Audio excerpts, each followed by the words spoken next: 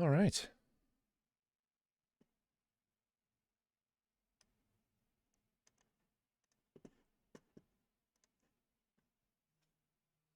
Good evening, everyone. Oh, you know what? I am missing my headphones. I'm just going to go grab those. I will be right back.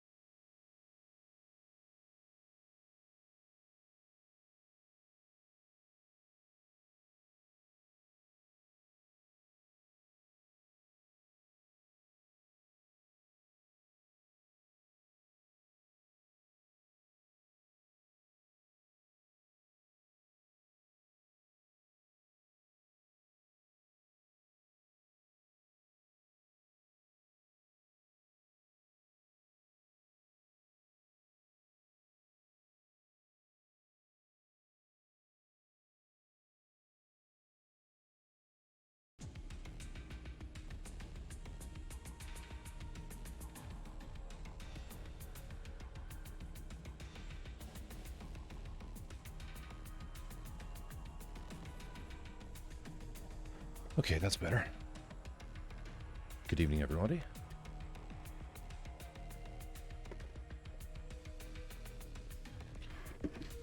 This evening, we will be doing finally doing some painting. This has been a bit of a bear of a project. Well, you know what they all are. There's a lot of components with these big resin kits, and I didn't stream this weekend. I took a little break.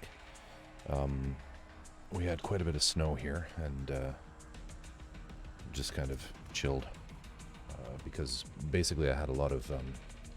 This is really in the way. Basically, I had a lot of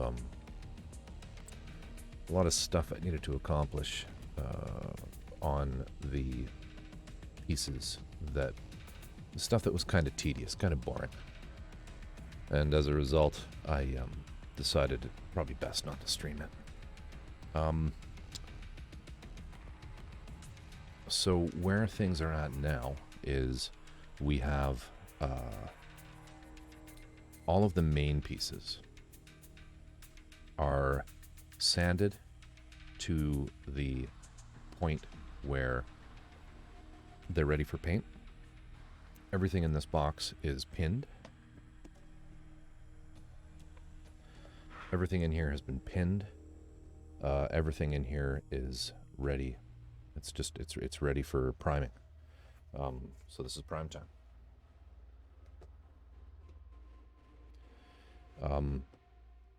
In addition to everything being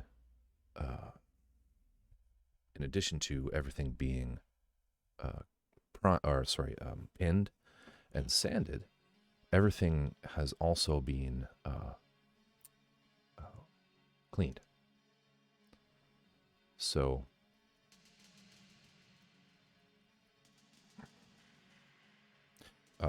when you're doing resin kits, when they're made, there is a substance that's sprayed into the silicone mold called mold release. I can show you what it is, actually.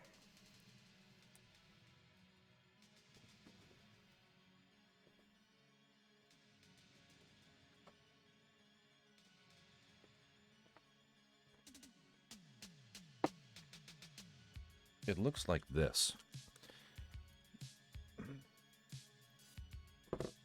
This is the one that I use. This is Man Release Technologies. If you're in North America, this is probably what you're going to find available to you if you're doing your own resin pours. So I generally, with the molds that I make, I don't really use this for the actual resin pour, because most of my pours aren't like production level. So I'm not, if I make a silicone mold, I know I'm not going to be making hundreds and hundreds of pours in that one mold. So I don't really use it for that. But what you do need this stuff for is if you're making a 2-part mold, and you have. Let me grab one to show you.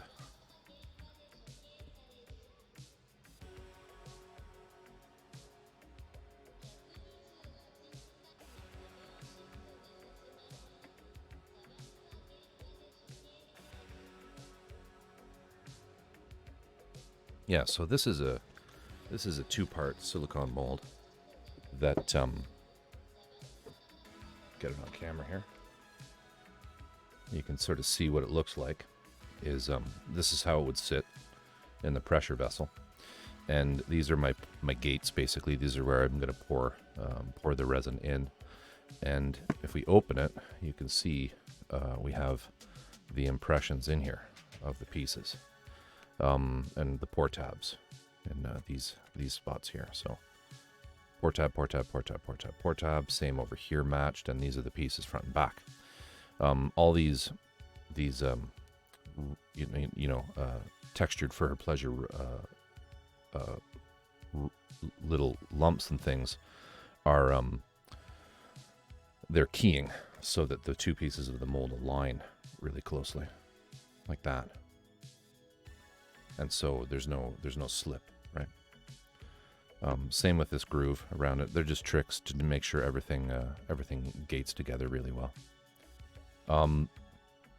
But if you were going to be pouring dozens and dozens and dozens of resin casts out of this, you'd spray this in here, just a light, and what that does is it lets the resin release from the silicone really easily. And as a result, you get a really nice. You don't get a really nice anything. You're going to get nice casts regardless. But what it does is it prolongs the life of the actual silicone.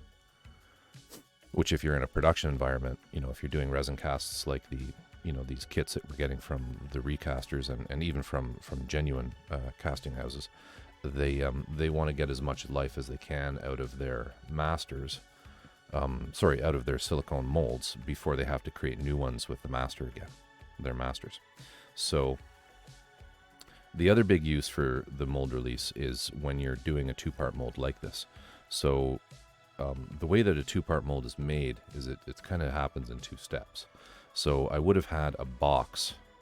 What I would have had is I would have had a box made out. I use foam core, so you make a little box that you can actually take apart.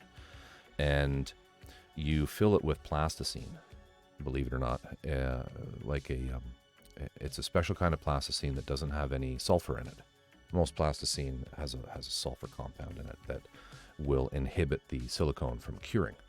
So you don't get that. You get the special plasticine for making molds with, and you fill so you have this box where the walls are sort of like, they're higher than, they're basically you want them to be at least the height of the finished mold. Okay. And you fill the bottom of the box with plasticine, and following that, you're going to put your pieces in. So I did that, and you put in, I glue extra. So these are the pieces that I wanted. You can see the outlines here.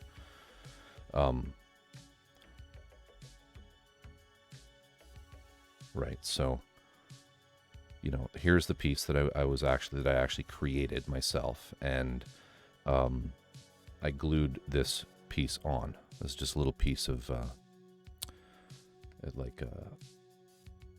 styrene plastic sheeting like you get from Evergreen or Plastistruct, and that just goes right out to the side of the box. You just have it touching kind of the throwaway foam core box that's sort of here on the edge.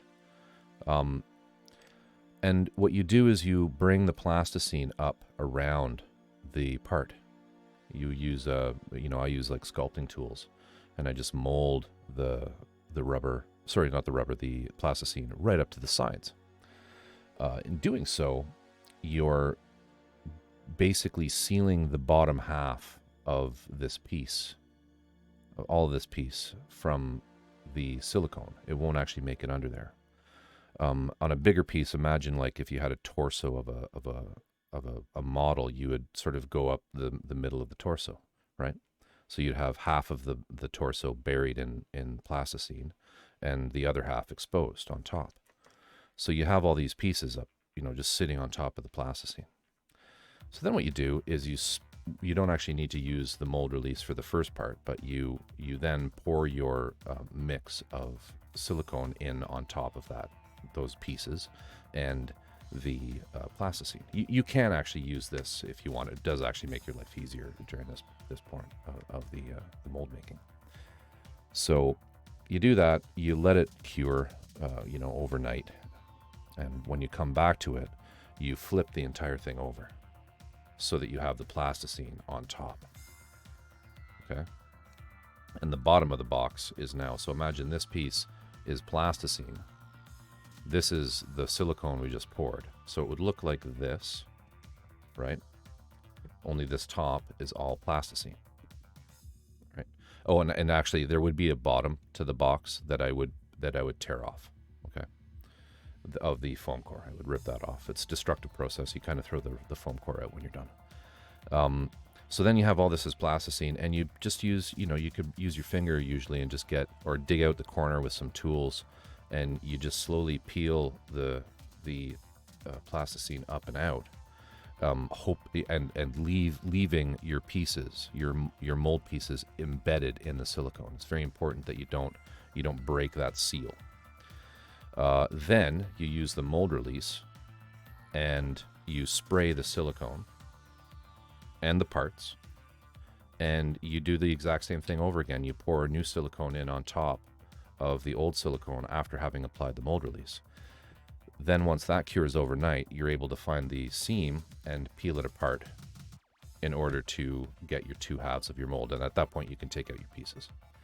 So getting back to sort of why we're talking about mold release, this is the substance that you may have left over on the parts after you have purchased a resin kit. So that's the danger in resin kits, is that even though the parts look really clean, there may be some of this product left on the resin pieces that you get from the caster. Now, the problem with this is it's essentially a lubricant. I'm sure this is a petroleum-based product that you don't really want to paint over. So as a result, you really want to make damn sure that you clean all of the parts that you get after you've done all of the prep work. So what was done over the weekend was all of these pieces, after the final, I gave them all basically a final inspection, made sure there were no imperfections that might show up in the painting process, and then everything was put into a bath of this.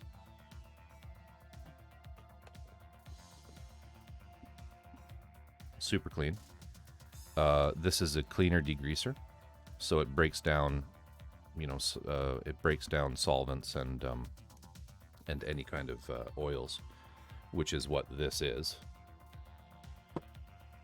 In the States, this is called Purple Power, and for whatever reason in Canada, it's called Super Clean. But it's in the automotive section of like Canadian Tire or your local Lowe's or something like that, and it works really well for the purpose of making sure that you don't have any mold release. I'm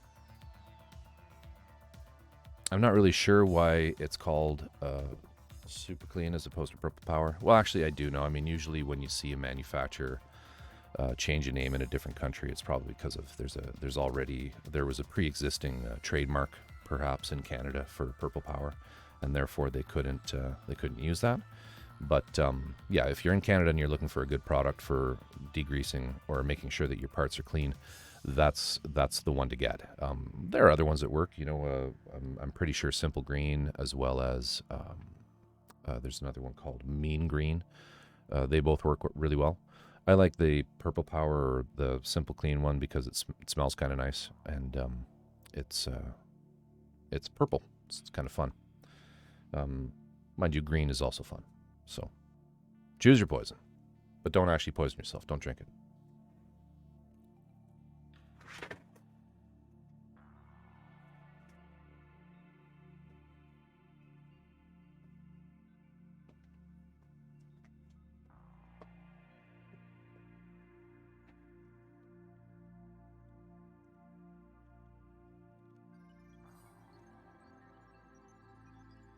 Yeah, so once all the final sanding was finished, then all of the parts went into a big bath of that purple goo, that purple liquid. Sorry, it's not really a goo.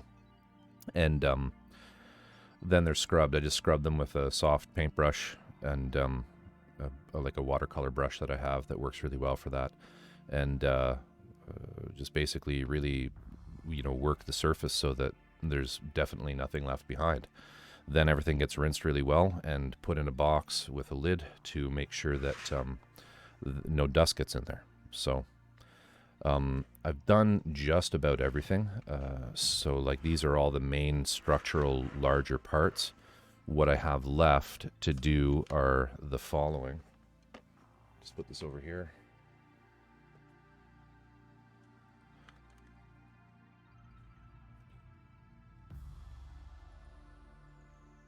Hey, I'm just in here talking to myself, Tear. I talk to myself anyway, even if there's nobody really watching, because I do record all of these sessions, and I'm gonna eventually throw them all up onto YouTube. So these bags are all the smaller parts, the hands and various parts that are just really, really small. Particularly these guys here. Where'd the other ones go? Oh, here. I'm still working on sanding and prep for all these stupid things. They're pretty brutal. The problem too with these is some of them are a little bit warped, so I have to heat bend them back into straight kind of arrows. But they're not important. None of this stuff is super important. These things can all be glued in afterwards. These things can't, and I'll probably do these off stream. I just need to delicately clean all this stuff, and same with these. I just wanted to keep them all together. These are all the forearms and hands. I realized kind of afterwards, I thought I had some extra parts, but then I realized, no, they give you extra parts for different poses. So these are the forearm joints, and they give you 3 different ones depending on how you want, what orientation you want him in. As far as if he's holding the sword and he's holding that big saber, or not saber, sorry, what is it? It's like a scythe. These are some little armor pieces. These ones I did actually clean these, but sorry, I haven't cleaned these. These are ready to be cleaned.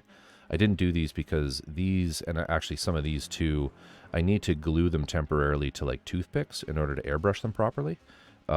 Just like with very simple breakaway bits of glue, so that I can easily detach the toothpick after. But you can't hold something small and airbrush it, right? That doesn't work. Not with what I called them before, big man mittens. So I have to do that, and I just haven't done it yet. So doesn't matter though, because we have first all of this to airbrush in black primer. Yeah, so that's kind of where we're at with that stuff. Anyway, Tear, how are you? How was your day? Did you have a good one? Just going to turn this music down a bit. Actually, I'm not really in the mood for this synthwave. Let's pick something a little more chill.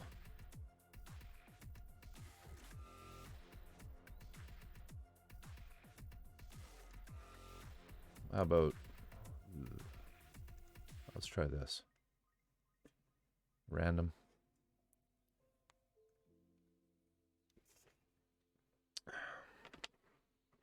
The other thing I did is I started doing a bit of testing with the paint.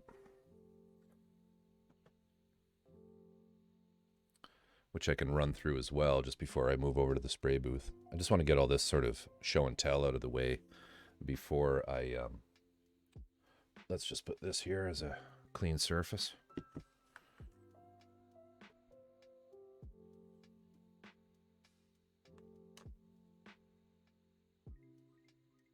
Okay, so let me just find a part that I can pick up here.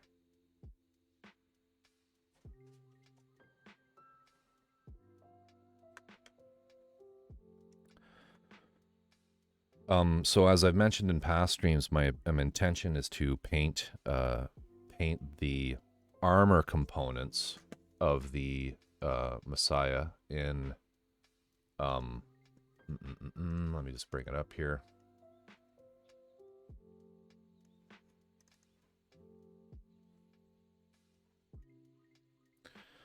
Paint the armor components like what you see here. This piece is going to be done in that black chrome, and then the sort of leg proper that's behind that will be in gold. I've decided I am going to go with gold. I was sort of flip-flopping between copper and gold, but I'm not happy with the Alclad copper color. It's not quite coppery enough for me. So yeah, there's going to be, I wish these were better resolution. I think I have a better resolution one. That's a different model. Is it this one? Yeah, this one's not bad. This is a different kit. This is actually like the same robot, but it's a different kit, so he's in a bit of a different pose, but it's close. The leg stance is different on the one that I have, and there's some differences just in terms of the model itself. My side pieces don't quite look the same as these. They're close though.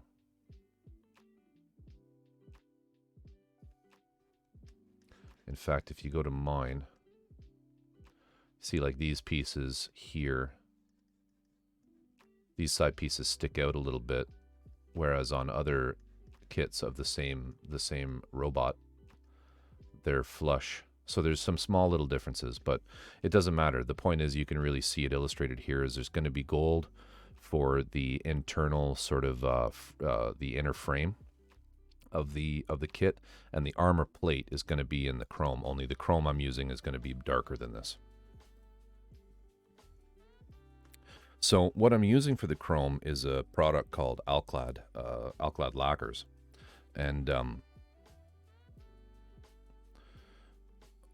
I've shown this before. It's a lacquer product that has an enormous amount of very fine metal flake pigment in it. It settles on the bottom, so you can kind of see it in there. It's pretty. And the process to put it on is you use this product from the same company, which is this is actually not a lacquer. I believe this is an enamel. And this is applied to get a very, very gloss coat. And so the idea here is that this will make the product shiny.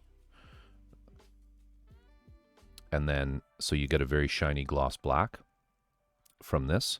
And then you use a very low PSI airbrush application, very, very thin layers to build up the mirroring with this. Yeah, it is nice. It's neat how it kind of flows around in there. It's one of those things that's pretty but highly toxic. This is the gold.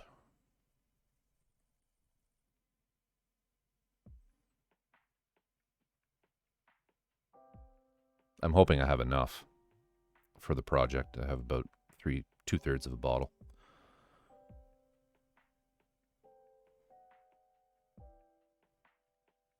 Valley Dweller, welcome. How are you this evening? Just going through some process stuff before I actually start painting. So tonight I'm just sort of, I'm at the point, I worked sort of long and hard on this thing over the weekend. I was just telling Tear. Then I'm kind of at the point where I'm ready to prime it. But just going through sort of the paint here. The So like all of the pieces have at this point been, they're all sanded to the point where they're ready for paint. They've all been given a very thorough cleaning in some Purple Power, or in Canada it's called Simple Green, or not Simple Green, sorry, Super Clean, which is like an automotive cleaner degreaser. Just to make sure there's none of this kind of stuff left on it, which they use for silicone silicone resin casting to get more life out of their molds. This is basically an oil. It's a lubricant to make the silicone peel off of the resin more easily. It adds longevity to the mold, but you do not want to be painting over this. So if you're buying resin kits or resin products of any kind that you're going to paint, you really want to make sure you clean it with some kind of industrial degreaser before you paint, because you could have issues. It's hit and miss. The very first resin kits I didn't actually know about that, and I just primed over them, and just by the grace of the hobby gods, I was lucky, or the primer that I used was good enough that everything was fine, no issues. But I've heard some horror stories about paint just not sticking because you're painting over an oil.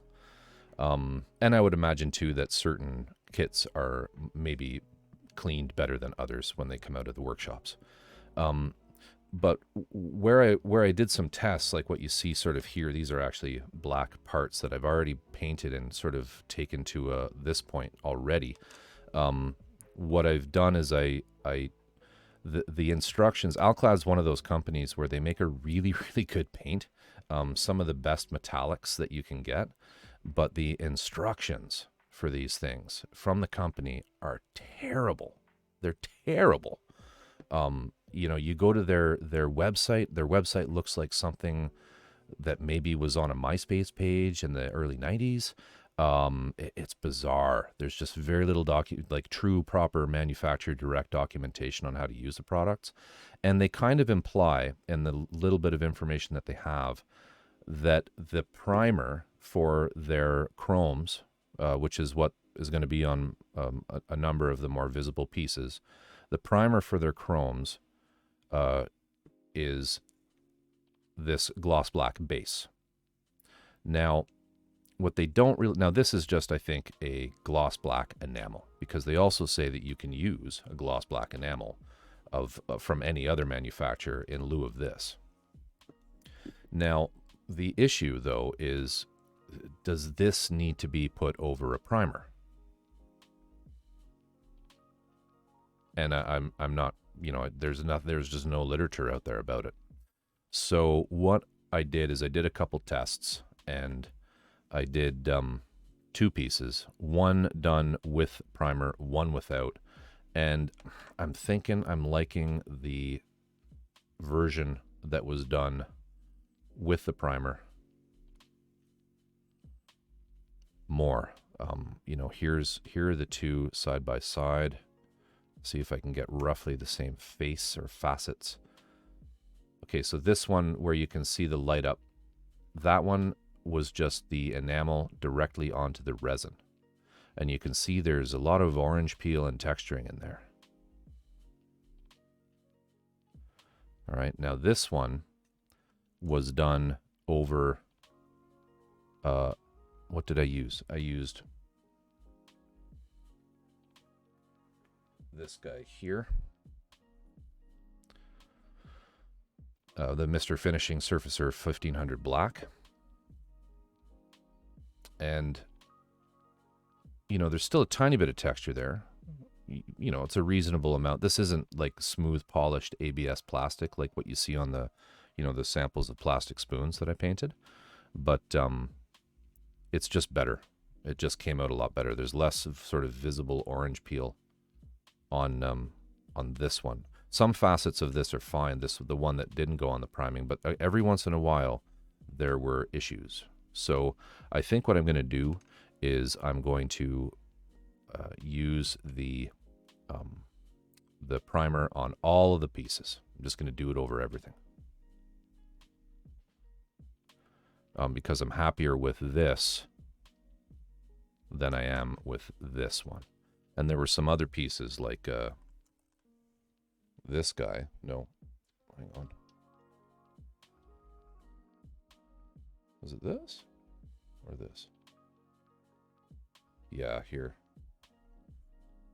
You know, here's one where there are two. I can handle this because I'm going to strip it and paint it again.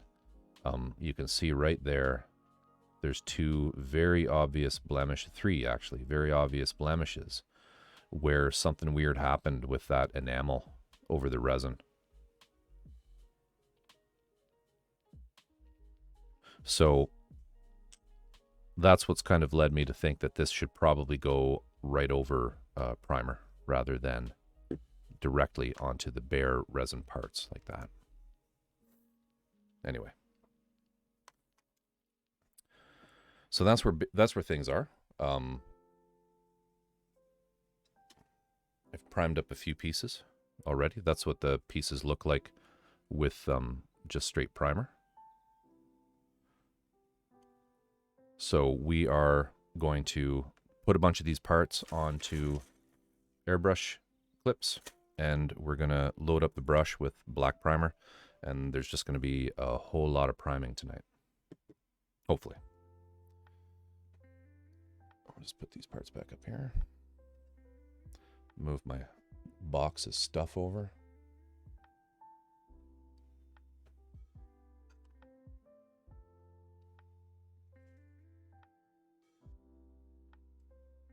I need a proper holder for some of these parts. That one, I think I'll just throw back in the box. At this point, too, I'm trying to really not touch the parts. You know, these parts should not, at this point, really be handled. You know, because even the oils on your fingers are a no-no. And, you know, I mean, if you're doing a big weathered kit, like if you're doing something crazy like that Waldo that I've been working on for the last little while, I care less about fingerprints and grease and stuff because, hey, it's weathering is weathering, right?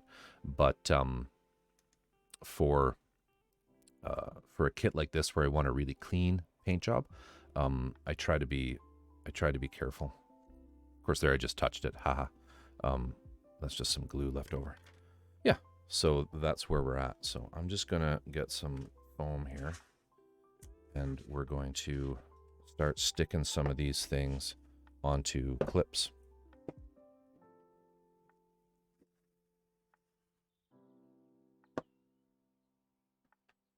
What are you working on, Valley Dweller?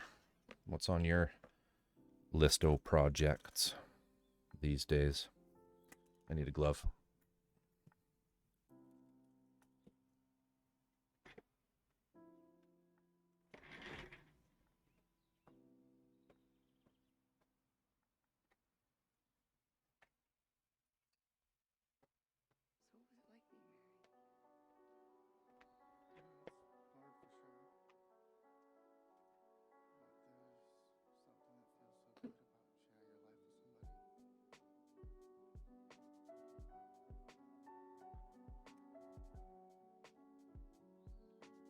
Oh, not that kind of work.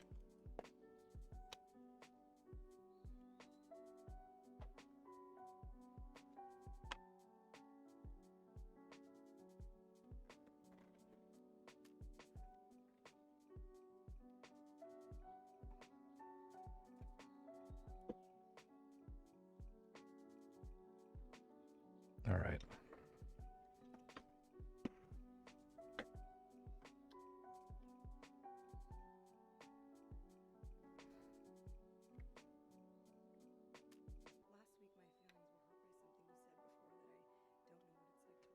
Okay, sorry if that camera's right in front of my face, but I'll try to get in between them here. I've got to find a better spot for it.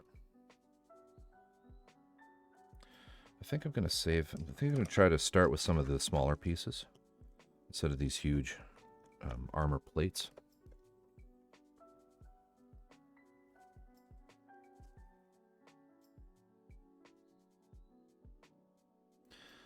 Yeah, I have a habit of doing the same, where I just, everything shifts later and later and later when I take holidays.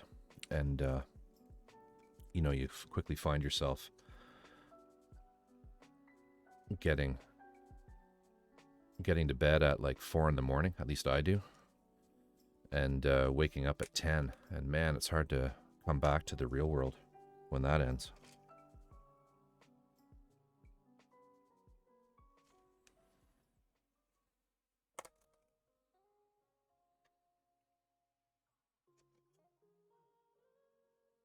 Some of these parts don't have pins, which is a bit frustrating, but we'll just do them as best we can. In fact, I know that this side of this one is hidden, so we'll just do that.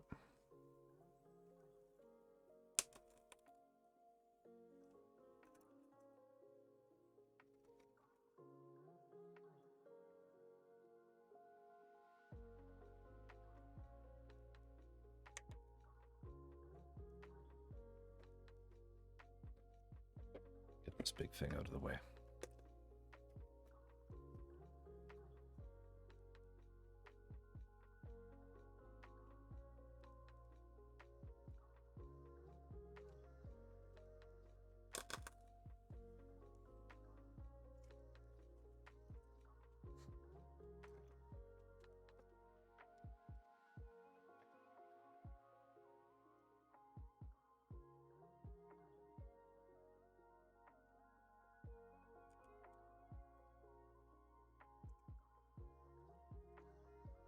There's a fair bit of tedium involved in these larger kits. You know, you find yourself doing this kind of thing with hundreds of parts.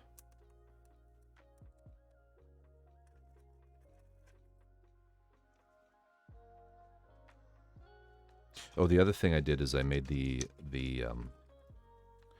I built the base for it. So I added these pins to the feet, and they're drilled right up way deep. So this pin travels all the way up almost to about there, and this one actually runs right up to about here, and then it's just bent on the end.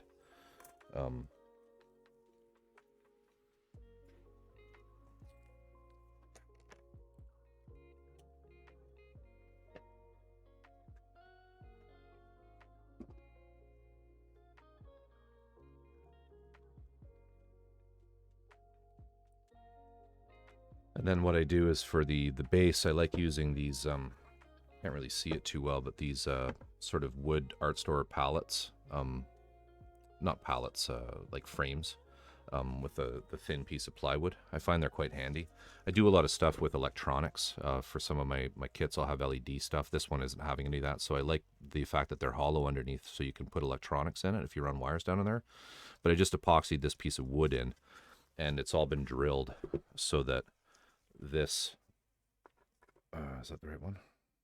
Like that. So we can these pin in really deeply into the into there. I won't shove it right in, but so there's a really good base for it to be supported on. Can't really get it in shot there. Where am I? There. So that'll be very sturdy, very strong in there.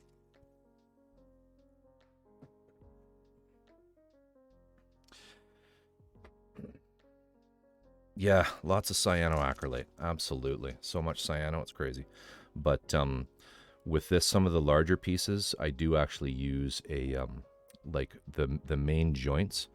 I tend to go with like a 5-minute epoxy, 2-part epoxy, because cyanoacrylate has a tendency to get brittle over time, which I'm not too fancy or sorry, I'm not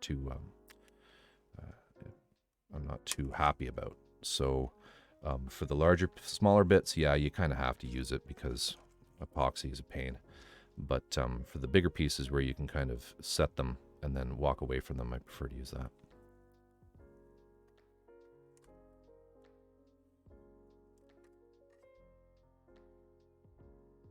Yeah. And you know, like the 5-minute stuff is actually fine. It works very well. Oh, here's the copper. That's the copper color from Alclad.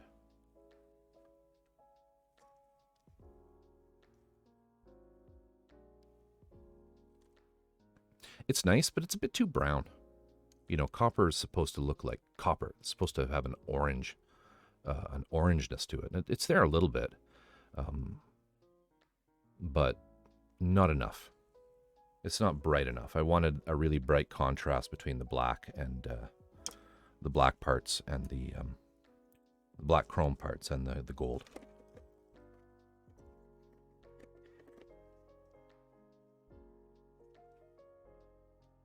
No, you don't actually need the with the Alclad. There are some gold or some metal colors like the gold, which you just basically paint this over a black primer. It doesn't require the glossy base for it.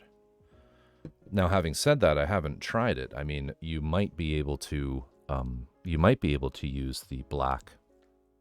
The black gloss base and do the same technique with just very, very light, low pressure coats of the copper or the gold to get almost like a gold chrome. If that's a thing, it might be neat. I should experiment with that. So I'm trying to get parts that I know are going to be black. That's a good point. I picked some stuff here that's actually... Oh, no, sorry, we're just priming. I'm getting ahead of myself. We'll just fill up a few pieces of styrofoam here with these parts, and then we'll go and paint.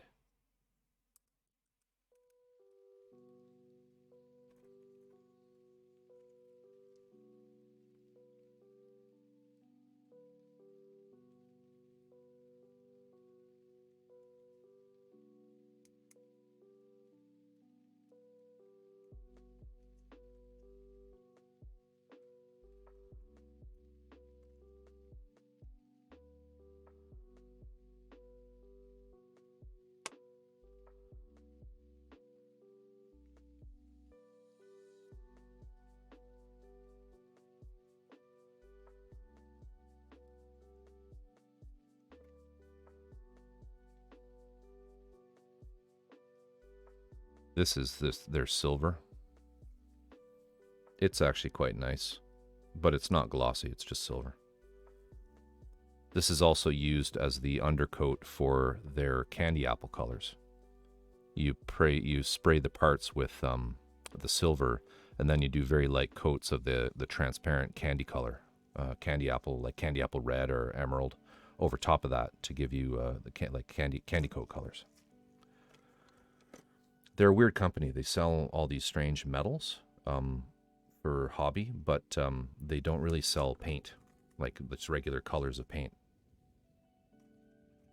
It's a bit peculiar, but I guess they stick to what they know.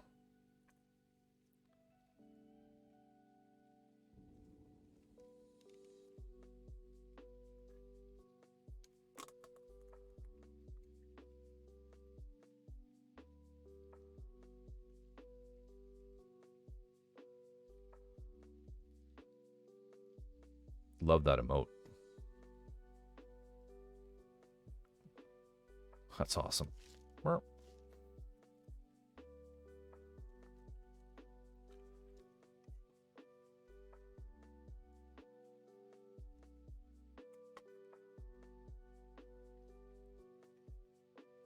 I just hope I have enough gold to do the whole thing.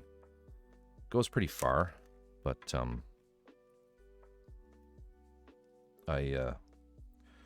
I can't get this paint, the Alclad paint locally. I have to order it from Ontario, and I'm out in British Columbia.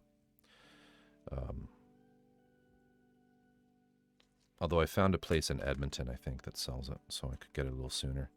In fact, it's funny. I ordered a bunch more a while ago, and one of the things I included in it was a bottle of that the Umbral. I can show you.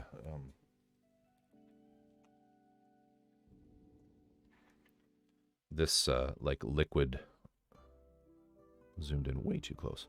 This Umbral Mascol, it's like a liquid mask, so you can paint it on in a it's like it looks like bubblegum pink, and you paint it on in a with a paintbrush in areas where you want like in lieu of masking tape. It's like liquid masking tape, and it turns into like a soft silicone-esque kind of rubber, and you can then paint over that and then peel it off after.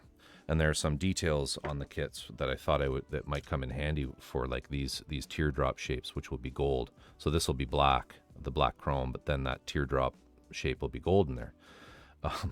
But I guess this particular product, it doesn't handle the cold. Like if it freezes, I think it solidifies, because I got this bottle in this box, and the whole thing was a giant chunk of rubber. So it was kind of useless. It's a nice bottle though, so I just threw out the contents and decided to keep the bottle just in case. You can put stuff like lacquer thinner. It's nice to have glass bottles as spares for paints and stuff. You got to be careful with lacquers as paints, like if you pre-mix stuff, because it's lacquer, right? What happens is it starts to eat through plastic. In fact, I've hand painted some of this stuff on some older kits, like just hand. This stuff is really meant to be, the Alclad stuff is really meant to be airbrushed. But I've used it just with paintbrushes and painted it on to do like little bolts and little details on machines. But I always forget, well, I don't anymore, but way back, I always used to forget that you cannot put this, it's lacquer, it's cellulose based, so you can't put it in plastic. So I was pouring it into like plastic cups and stuff like that. Sorry about the plosive there.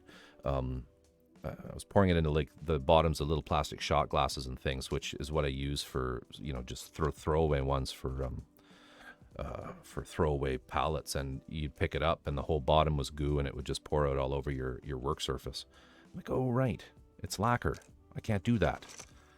Nice. I uploaded a reel of me peeling off some masking fluid. It's so satisfying. I have another one. Hey, Epic, thanks for the bits. How are you tonight? Good to see you. I have this one. I got the Humbrol because I heard better things about it, but I have this one called Parma that is what our local company sells. And it's okay. It's okay. I just thought I'd try a different one.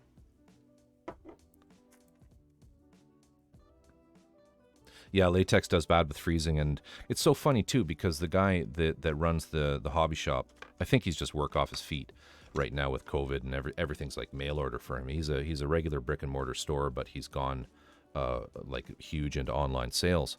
It's funny because he actually said, maybe the reason that happened was the cold, and he followed that immediately with, "Do you want me to send another one or refund you?" And I'm like, well, I don't think sending me another one based on what you just said is a good idea. So maybe just a refund. It was weird. I should be able to find it local.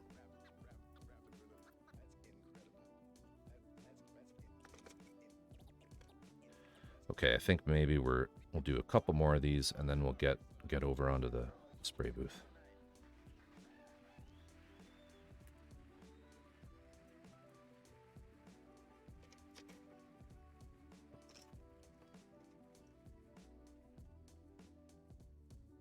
I think, and actually just reading back over your comment, Valley Dweller, is I think it likely is latex.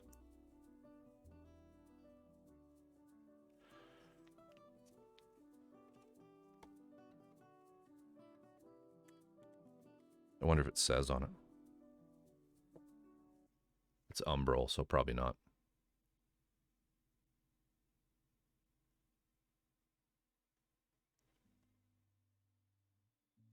No.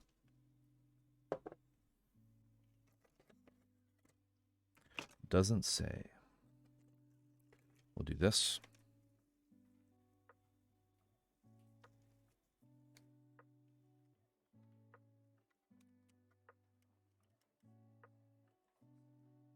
Epic, we're just at the point now with the Machine Messiah AUGE that we're priming everything. Priming everything black. And then following the priming everything gets a coat. Well, not everything. The parts that are going to be chrome will get a coat of a gloss black, which is the base coat necessary for the chrome. That won't be happening tonight because they recommend that the gloss be completely cured, not just dry, but cured. So they say, 24, 48 hours. So next stream, probably Friday, we'll be working on some of that, getting that done.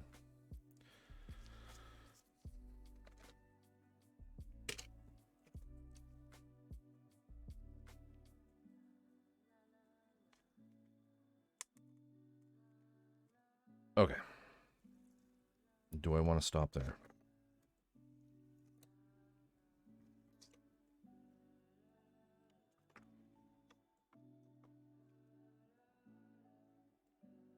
I'll do this one last piece. I'm just looking for anything with pins that isn't huge.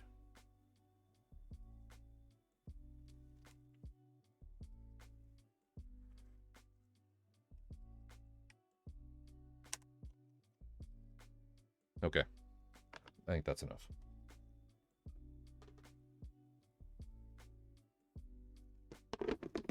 Just putting the lid on this, keep the dust down.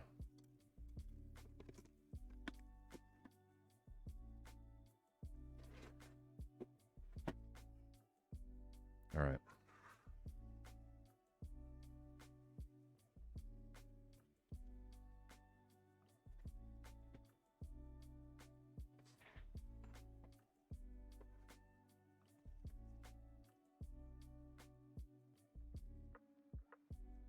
Just get Twitch going on my phone here so I can see chat.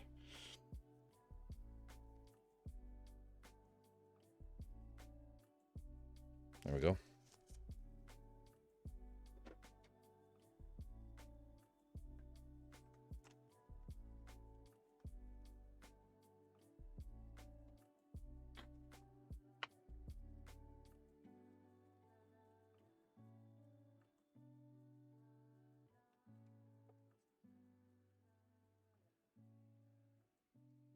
All right.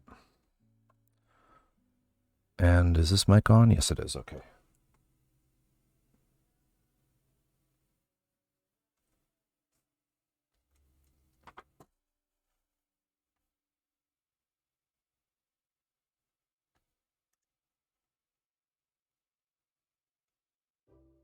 No, I thought the music wasn't working there, but it was just between tracks. Okay, so what we're going to do here now is we're going to be using Mr. Finishing Surfacer 1500 Black to do all of the priming on these parts.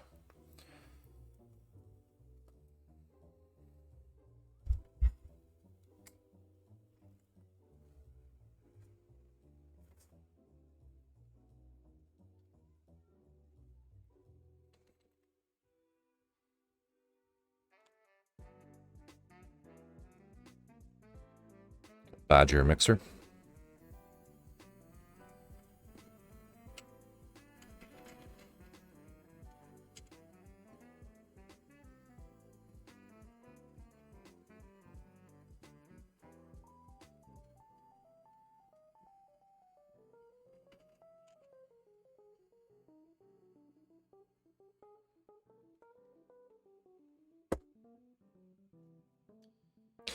And I find with most of the Mr. Color products like this, a 1-to-1 ratio between thinner and the paint.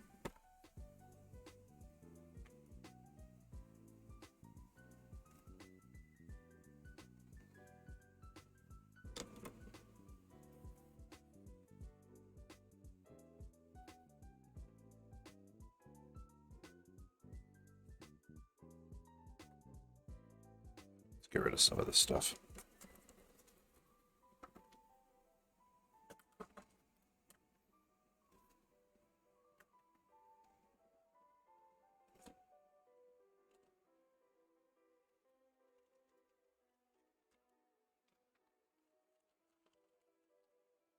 Primer. Thinner.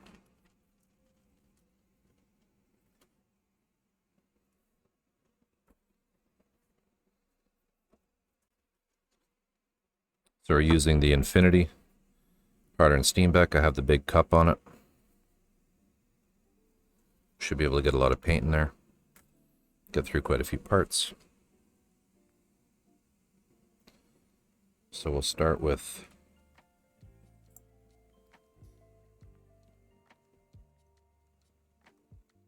one mil.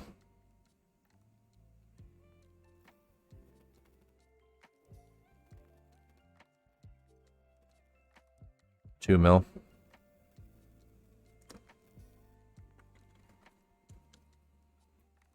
I like the leveling thinner because it has a retarder in it, which slows down the drying time, which makes for easier airbrushing.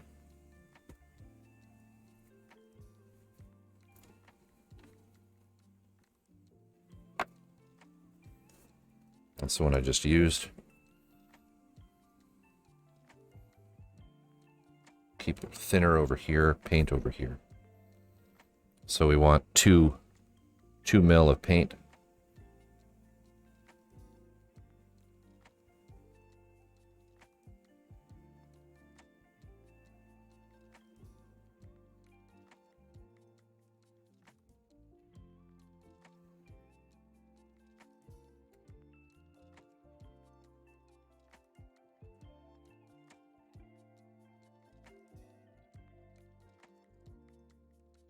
Dumb. We'll mix it just by doing this.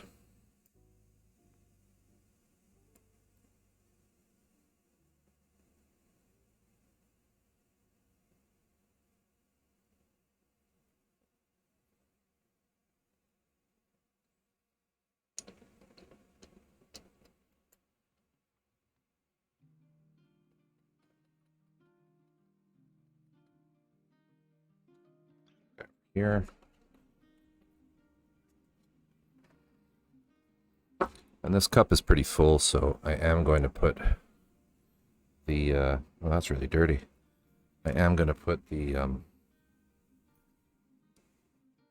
cap on this.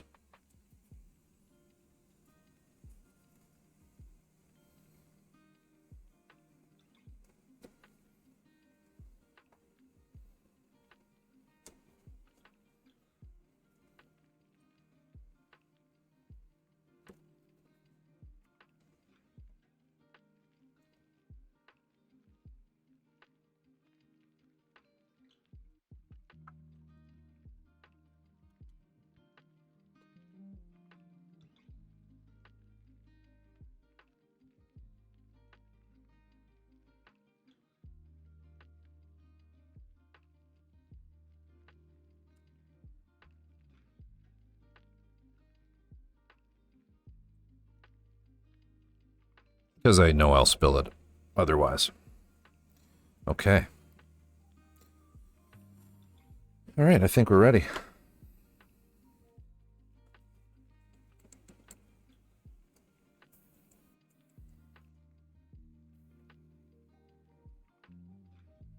Go about 18 psi.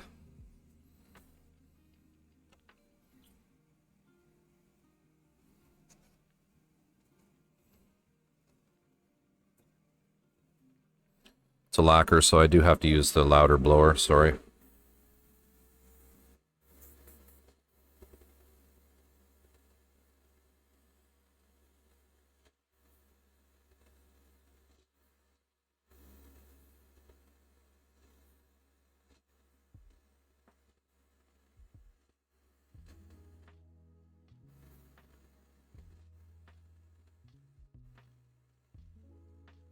It's light coats, build it up.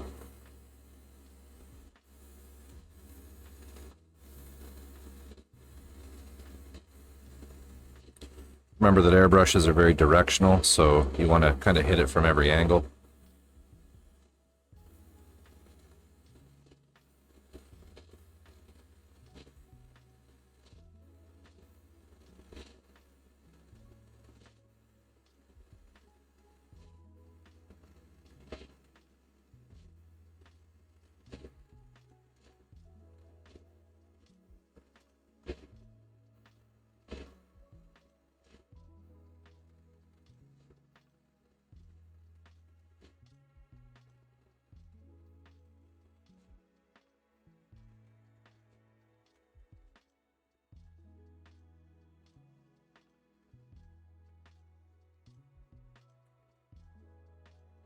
I'll usually just take some coarse sandpaper and sand the paint back off of the areas where I want a good glue bond. But yes, I mean I don't like gluing paint together. Even though with lacquers you're probably in a better state than enamels because the lacquers tend to bite into the plastic more. But yes, I don't like gluing paint together. It's not a good idea. You have to remember too, though, with the resin kits, I'm applying a lot of the actual joinery is done with the pinning, so you're probably safe to just glue paint to paint. But I like to be careful with it and do what you said or what you suggested. Either avoid the areas that you know you're going to be gluing with the paint, or remove the paint after.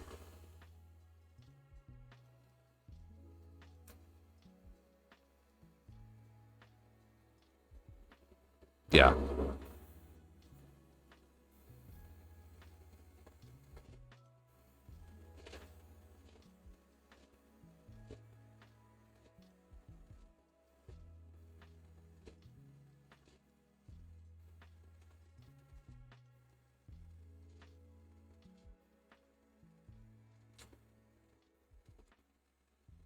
And I have a .4 mil needle in the Harder and Steenbeck.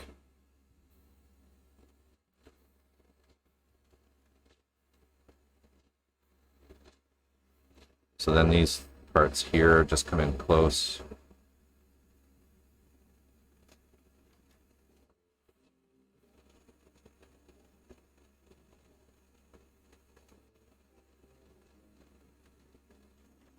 Oops.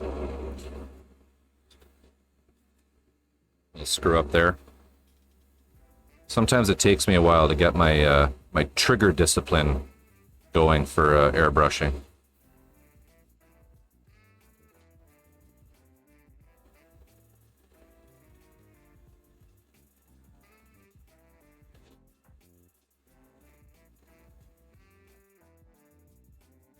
It won't matter though, this piece, because it's getting the that heavier coat of the gloss enamel done to it, so.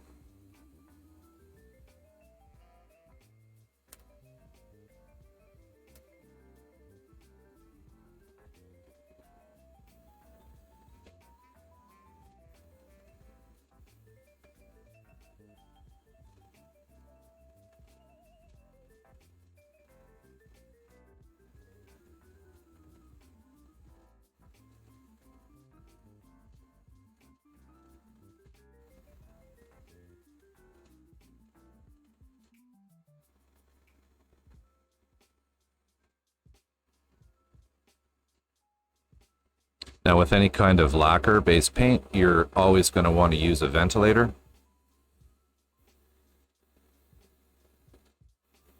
You absolutely have to have a spray booth unless you're doing it outside. But I have a setup where I have a couple of booster blowers in the chain, so there's 3 fans total. So when I'm spraying, I'm not wearing a mask, but I also can't smell any lacquer at all.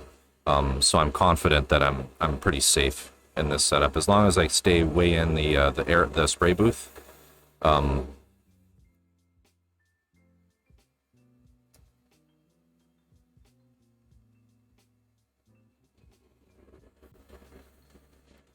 yeah, there's a compound in lacquer called methyl ethyl ketone, MEKs, and it's quite literally a nerve agent. It's bad stuff. You really don't want to mess around with it.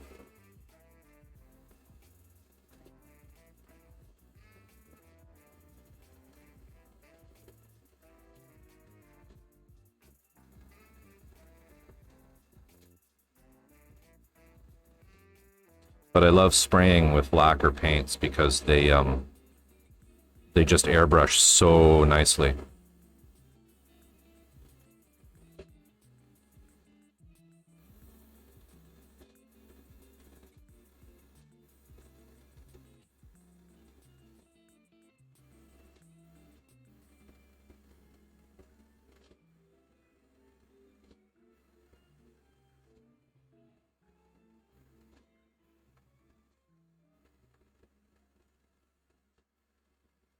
It's complicated parts. It's kind of hard to hit everywhere.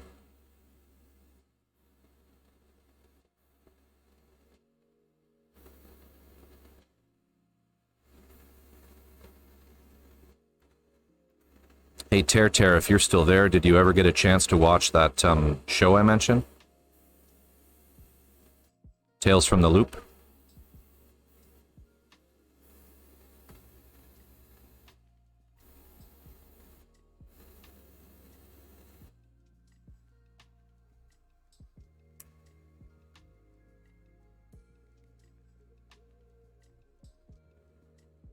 It's in the queue. Nice.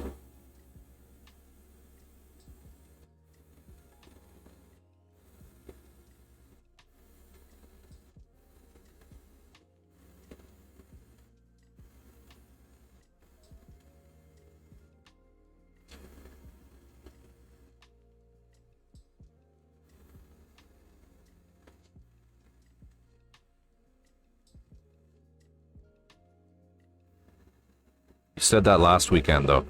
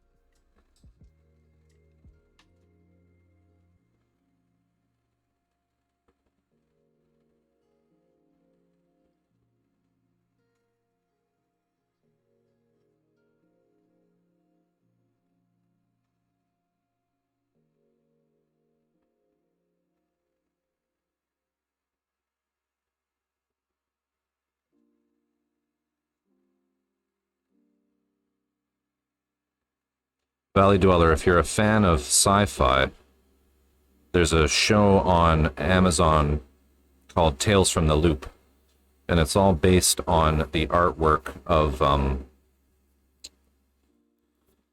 who is it?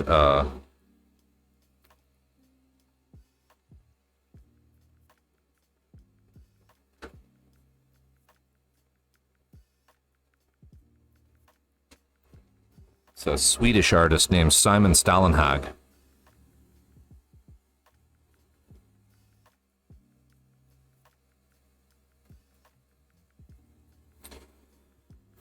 And it's a really interesting, thought-provoking... Oh, good, yeah, you saw it. Awesome. Really cool stuff. And if you're not familiar, check out Simon Stallenhag, too, the artist behind it all. Because he has a series of books and a big series of books that's just beautiful. And they're not too expensive either. They're like art books, but with a story.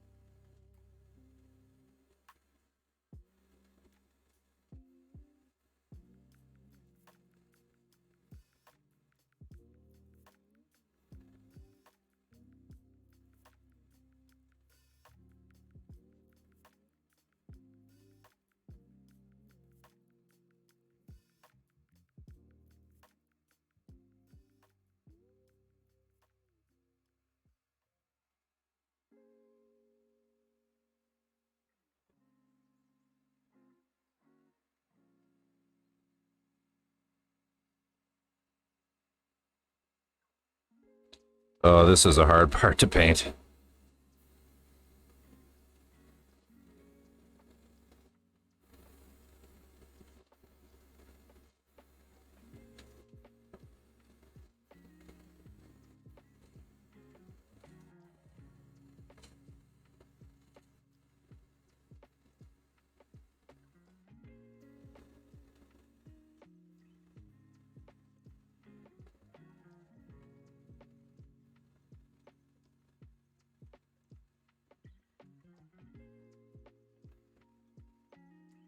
I just kickstarted, or it was a while ago I kickstarted it, but his latest book called The Labyrinth.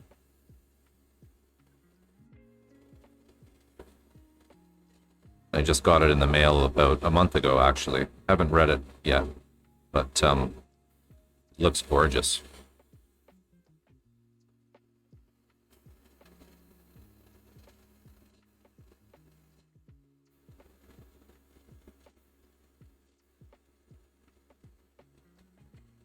Really tough piece to paint. All these grooves.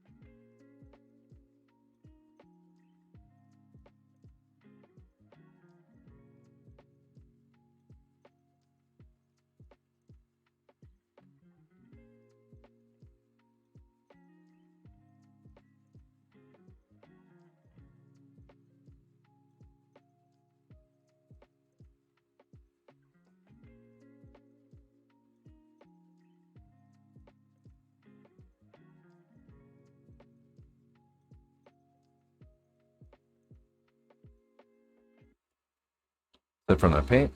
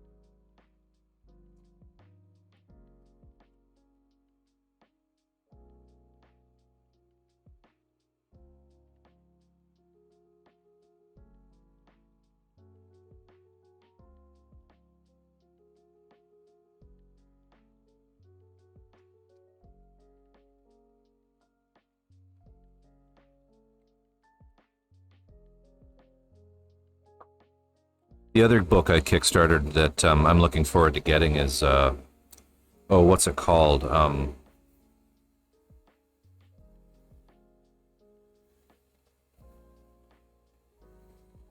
Do I have Kickstarter on here?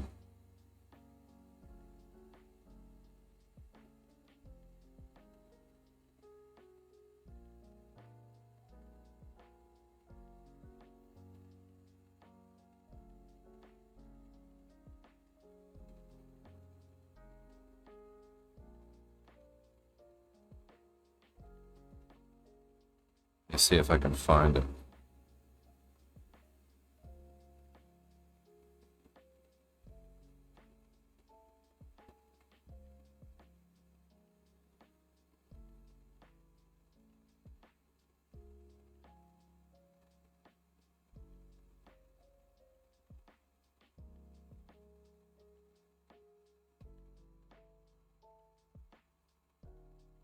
Oh, The Future is Now Nightfall by Josan, Josan.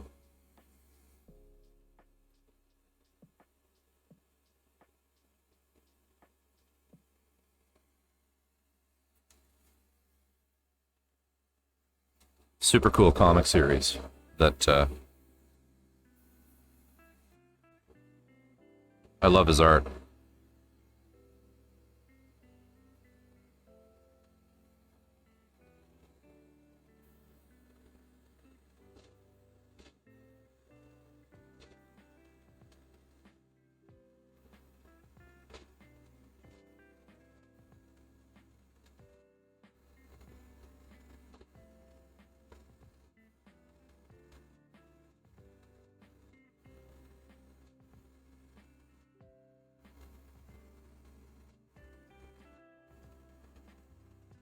I wasn't at the spray booth, I'd show you all a little bit of it, but just get these things painted.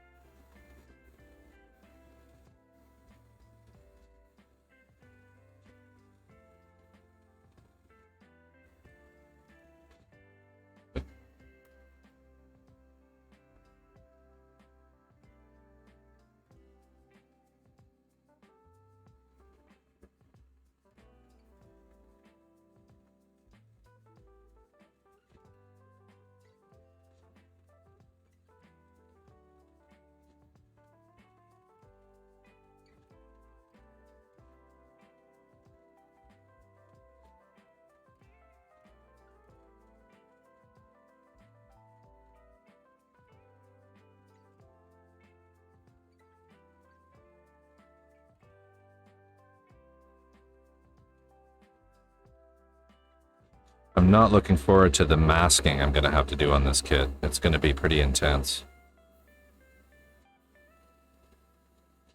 Lots of curves, too.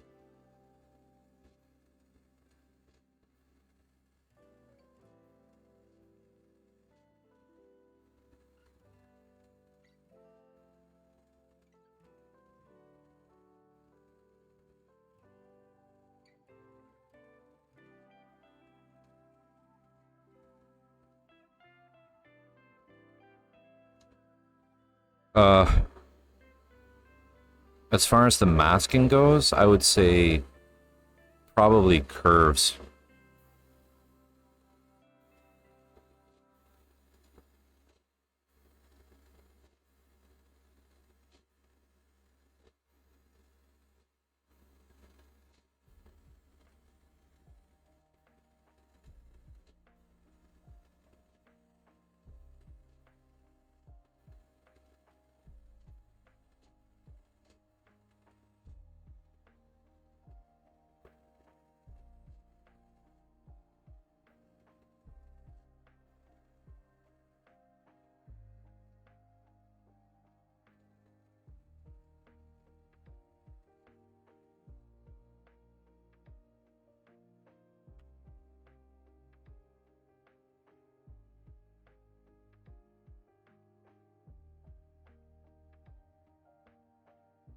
You know, like on this piece, for example, this aperture sort of circle inside is going to be gold, so I'm going to have to mask the outside of that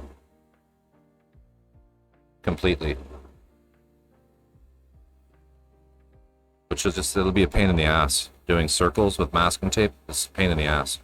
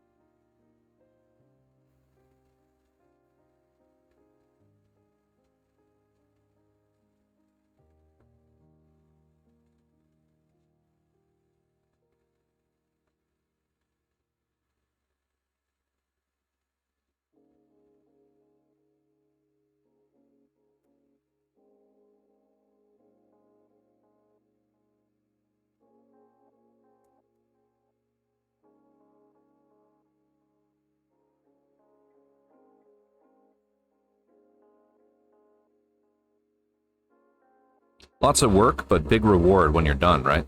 That's what's nice about them.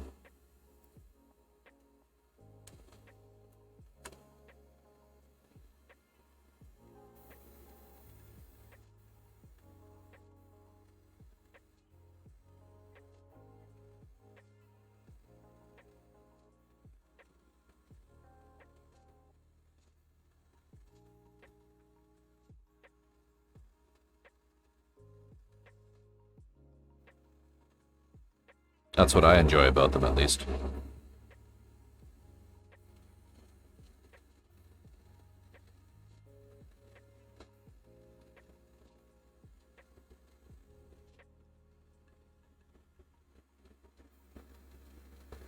It is a little depressing for me sometimes, though, because, you know, I watch a lot of mini painter streamers, and, you know, they can get through so much more content than I ever could. Uh, you know, if that makes any sense.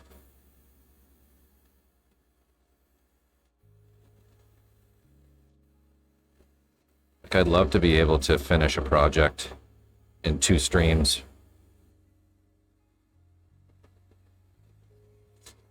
Six hours, you know?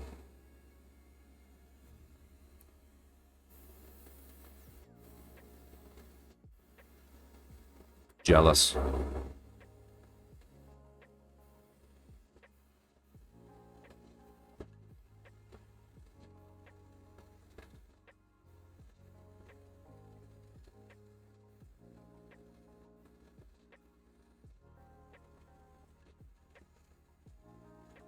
It's kind of the inside, but just in case anything is visible, get paint in there. Big sexy robot, baby.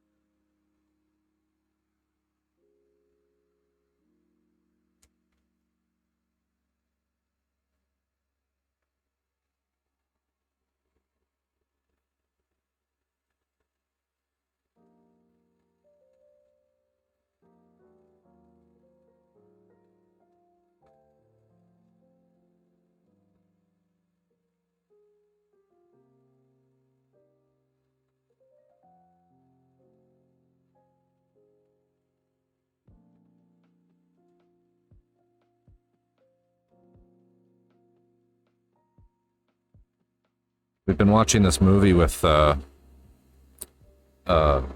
Rafe Fiennes called The Dig. He plays this excavator who's digging up this Anglo-Saxon burial mound in Suffolk County in England. It's very good.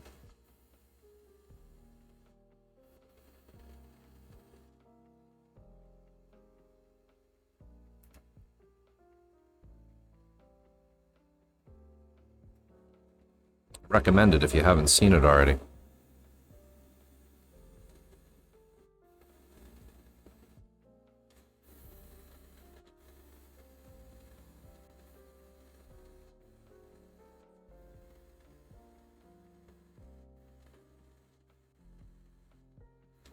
Takes place right at the beginning of World War II. And it's based on a true story.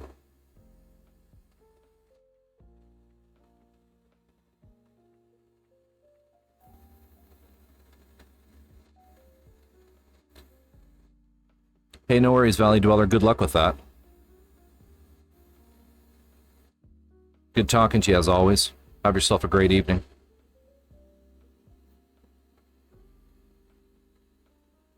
Hey, awesome. Thank you. I appreciate that.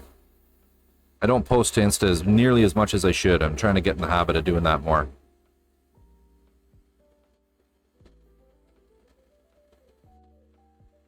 Have a great evening.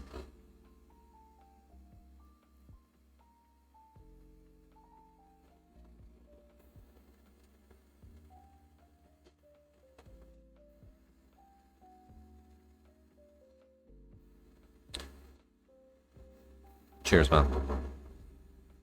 Cheers. Cheers.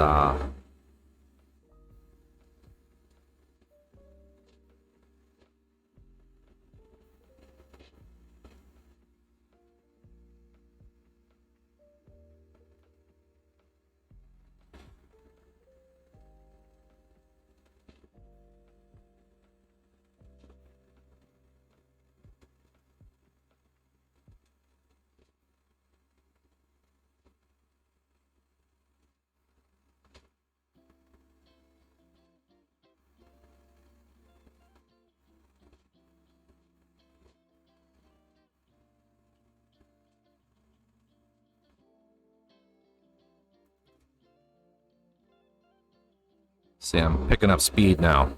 I got my airbrush legs on.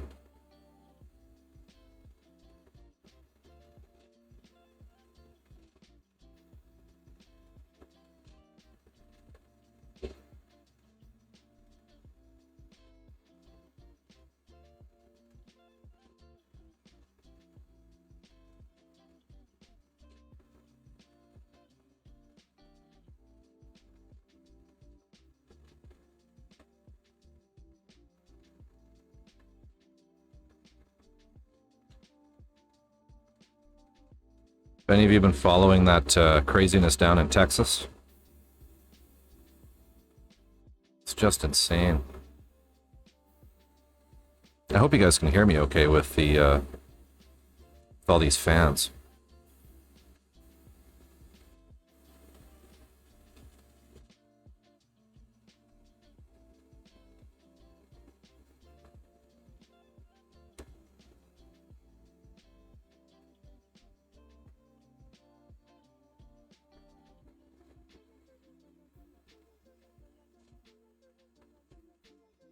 Out.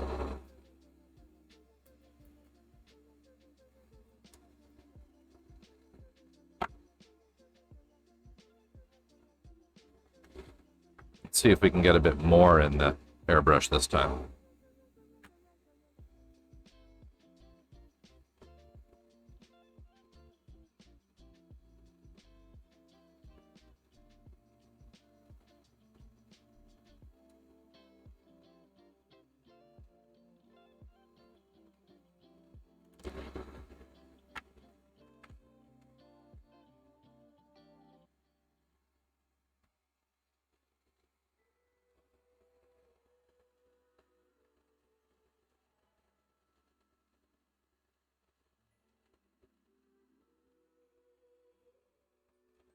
Please fit, please fit, please fit, please fit, please fit, please fit, please fit, please fit, please fit. It fits.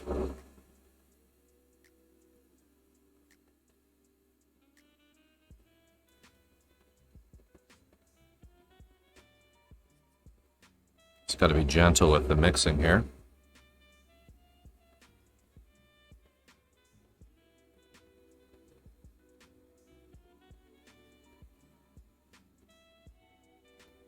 Try not to make a big mess.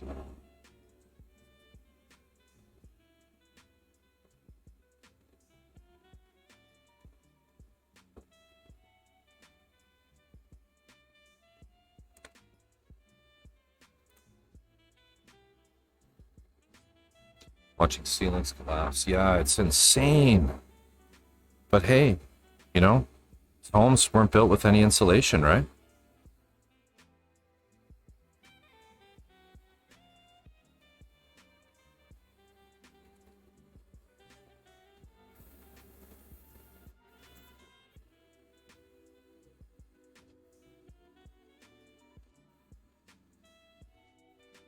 And to top it off, like their power grid failing, and ugh.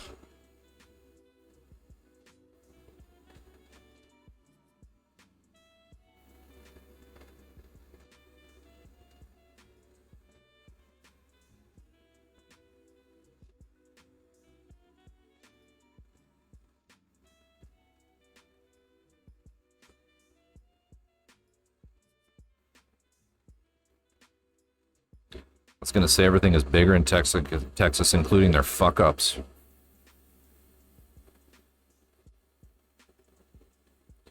You know, that's what you get when you deregulate. They've literally created a system where they make more money. Power companies make more money by shutting down power plants to jack the price up. To create they create artificial supply and demand problems.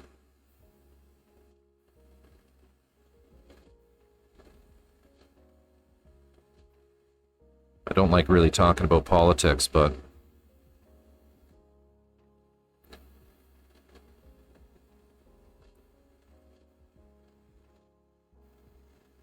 a whole lot of climate change deniers down there.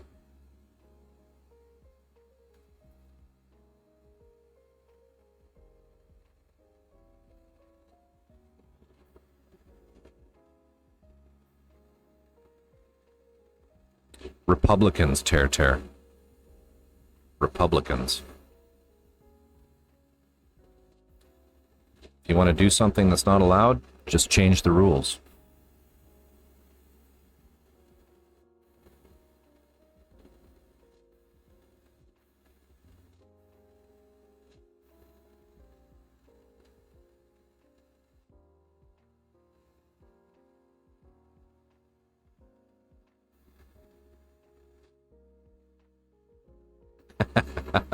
Dreamcatcher Sky, how you doing tonight?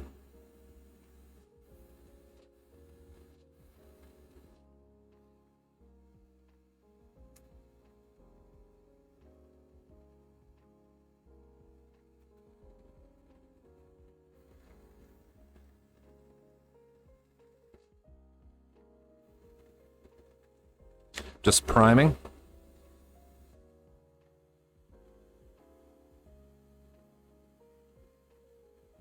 Oh dear. Everything okay, I hope?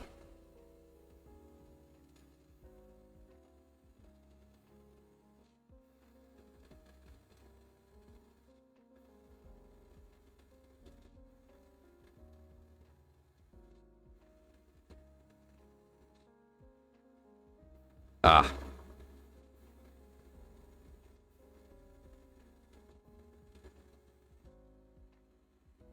Oh. Yeah, they can be pretty smoky. And you know you should never, ever clean it.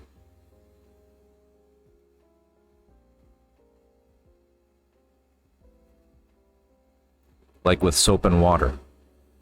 You're just going to wipe it out. Wipe it out with a paper towel as best you can. Put it away. Every time you use it, it'll get better and better.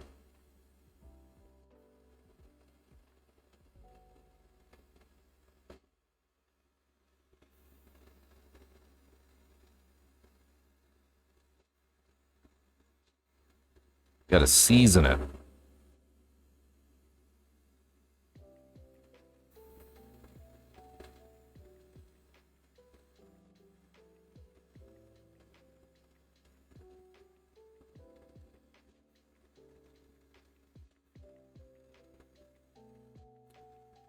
We have a glass top stove, so I don't really use them as much as I used to.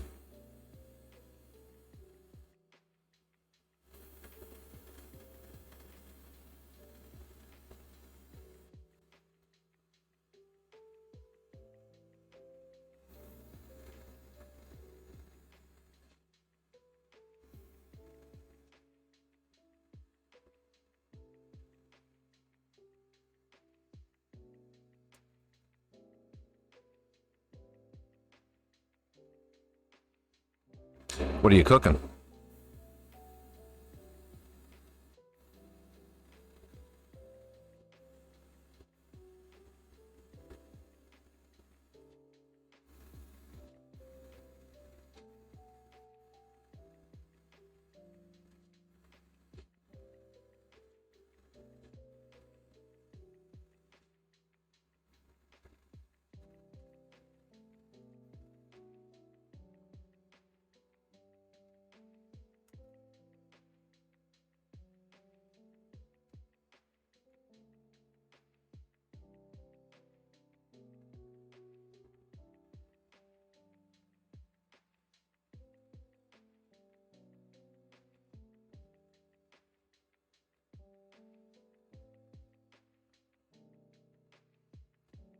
Oh, that sounds good.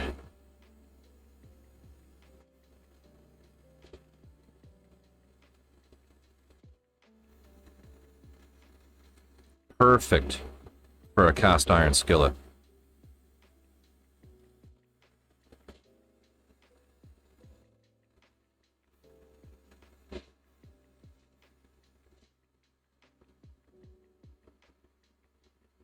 Went a little too heavy on that one. Thinking about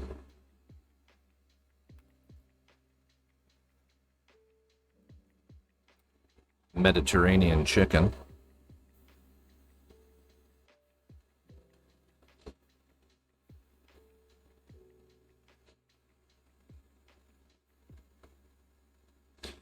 So we're just basically we've cleaned all of the parts. They've all been thoroughly washed in a degreasing compound, and we're applying some primer so we can get started on the proper painting. Still a lot of parts, still a lot of work, even just priming this thing.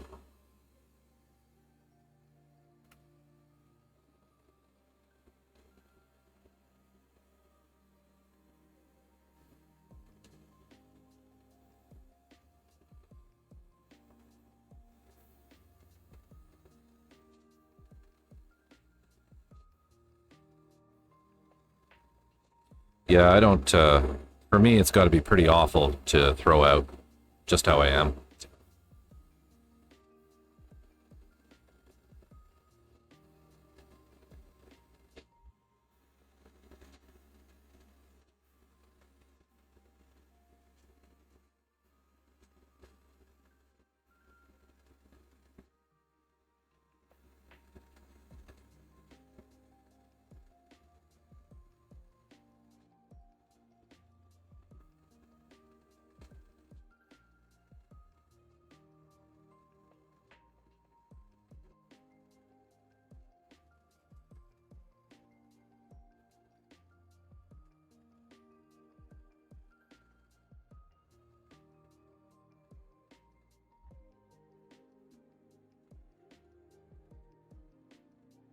Trying to think of a Whitesnake song now.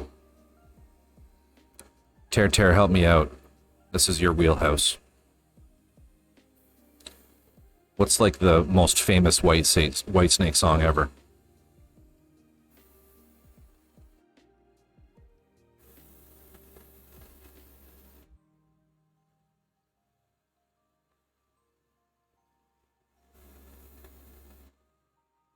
Here I Go Again. Yeah, that's what I was thinking of.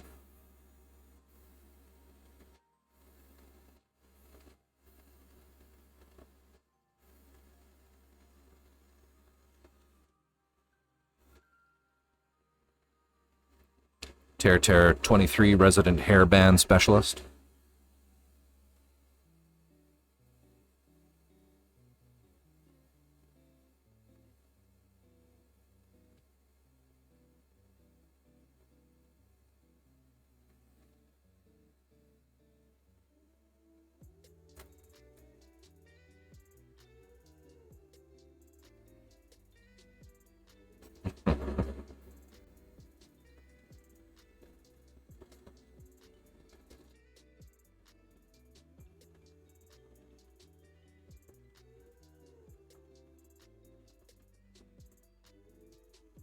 Oh yeah, I'm sure you're fine. The juice is clear and the chicken's white, they're cooked.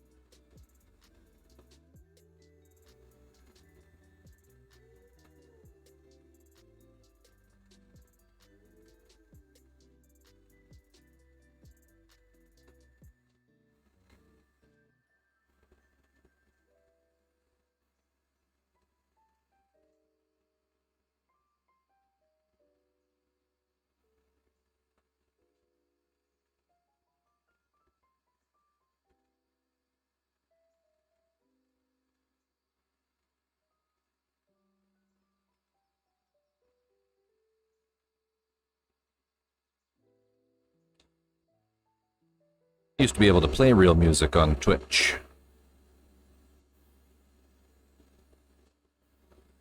Then the lawyers came and ruined it.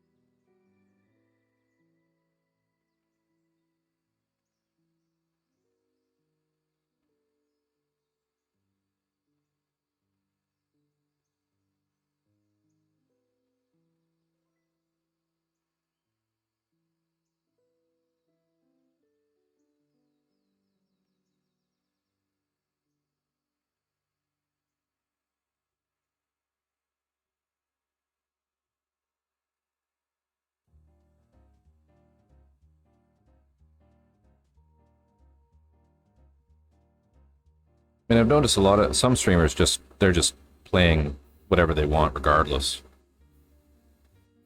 And I guess they're letting their clips get auto not their clips but their videos get auto the recorded videos just get auto muted by the content filter.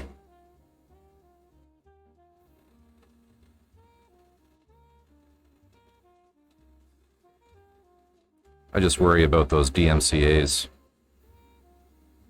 3 strikes and you're out. Not sure I want to risk that.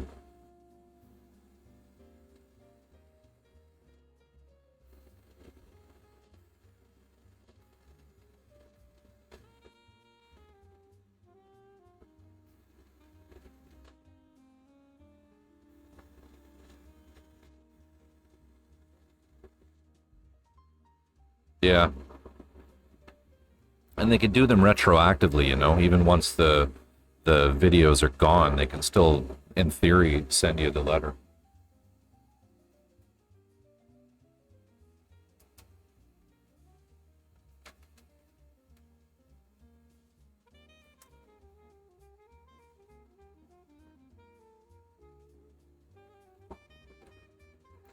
Tara, thank you so much for dropping by and dropping the white snake knowledge on the stream.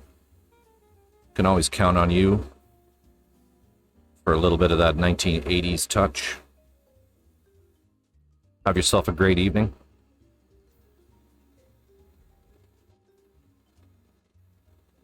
And go easy on the hairspray, hey? Little goes a long way. Good night, Tara.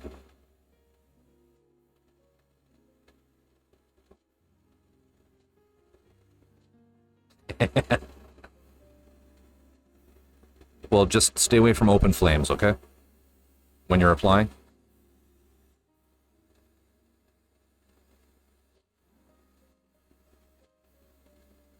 Good night.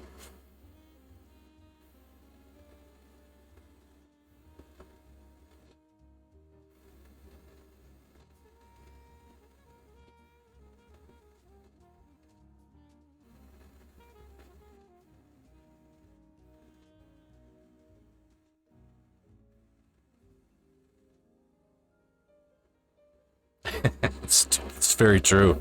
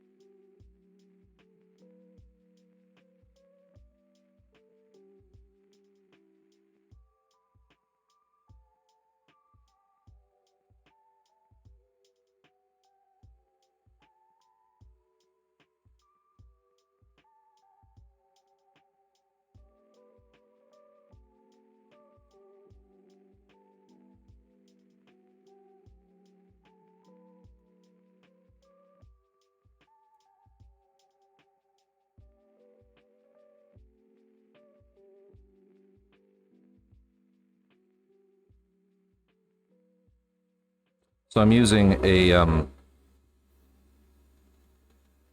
Harder and Steenbeck Infinity CR Plus airbrush. We are spraying Mr. Surfacer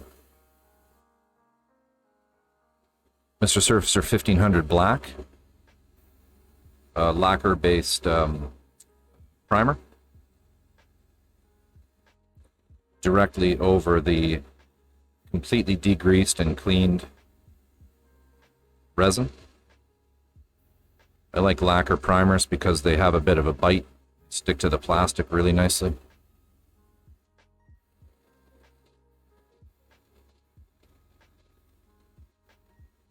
I used to prime everything with Tamiya, but wow, just finished that one in the nick of time. Just ran out on like the last spray for that.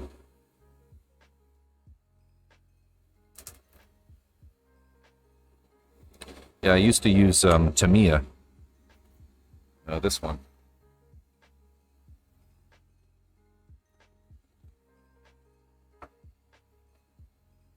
But increasingly I've been using that guy there and the various other ones they make. Like for skin tones I'll use white, also the gray.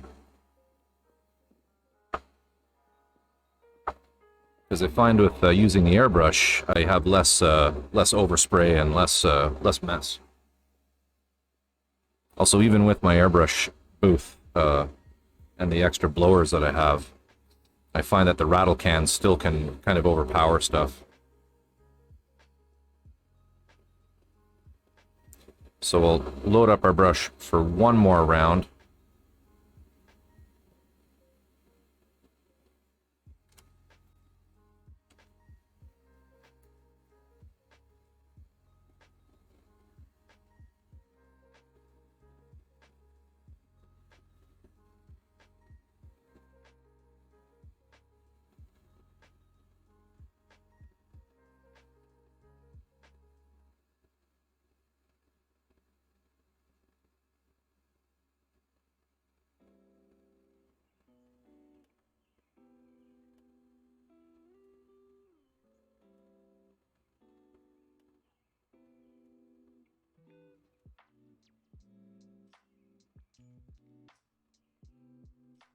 Let me mix this up here.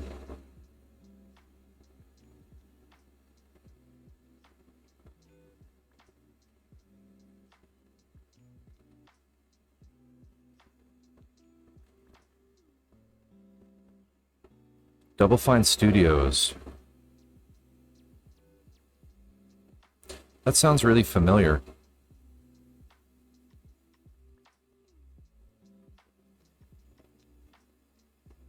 Not that game, but did they do any other? Do you know any other titles by them? It sounds really familiar.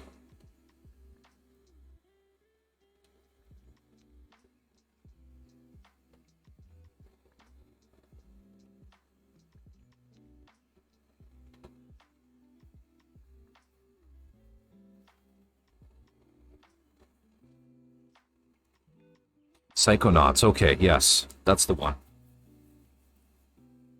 Great game. I'll check that out, that's awesome. Brutal Legend.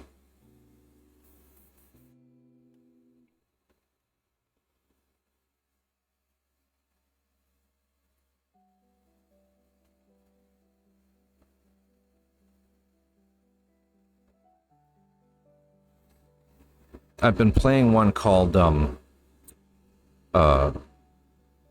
Song of Horror that was on the Humble Bundle recently.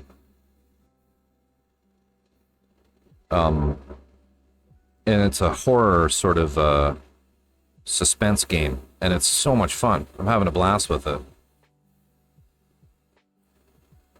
Highly recommended.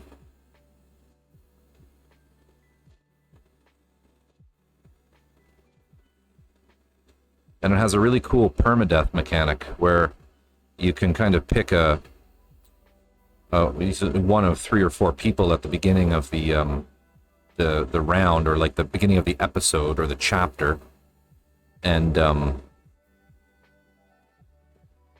if they die, they're gone. You don't get to use them again, and you have to pick a different character from your pool of characters. And it's a pretty neat mechanic. At first I wasn't so into it, but then I thought, you know, just if the designers did it this way, I should just try and play it that way. Because you know how it is with gaming, you kind of get attached to the characters sometimes.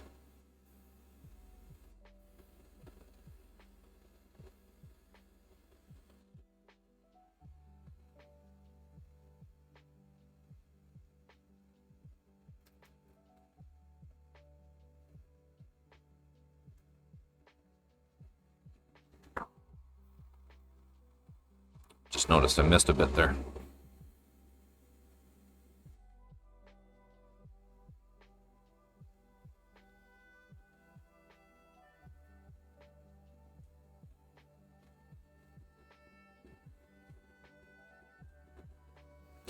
Jack Black voices the player's character.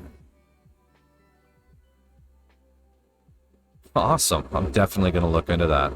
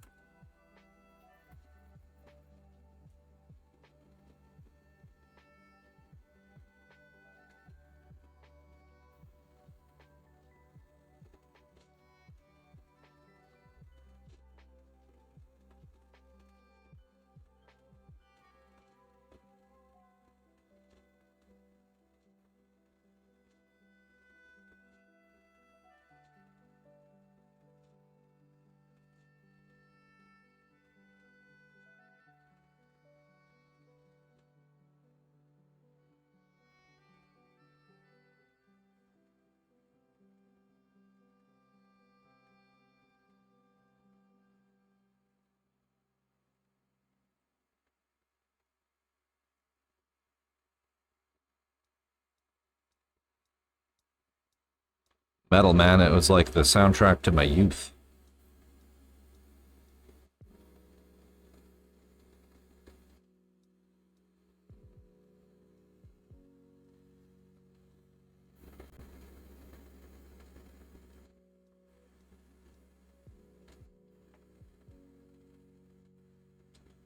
Particularly that kind of golden era.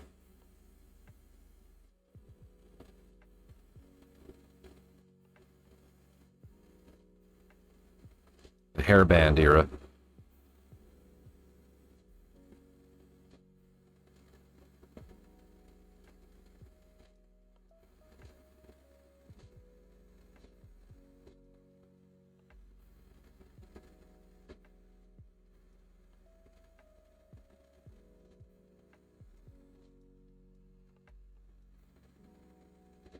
You know, I'm mid 40s though, so you know, when I was finishing high school and going into college, it was the time of you know, Seattle grunge, and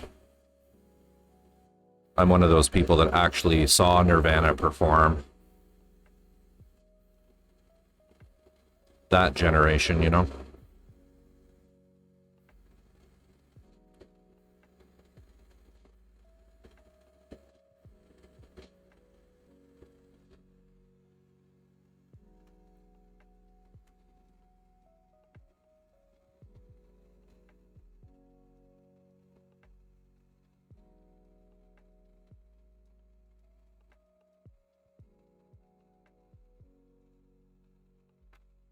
And I mention that not as, you know, a humble brag or anything like that, but more as a, I believe, whether or not you were able to see Nirvana perform was like is used to define which generation you belong to. You know, be it Gen X or you know, the beginning of millennials.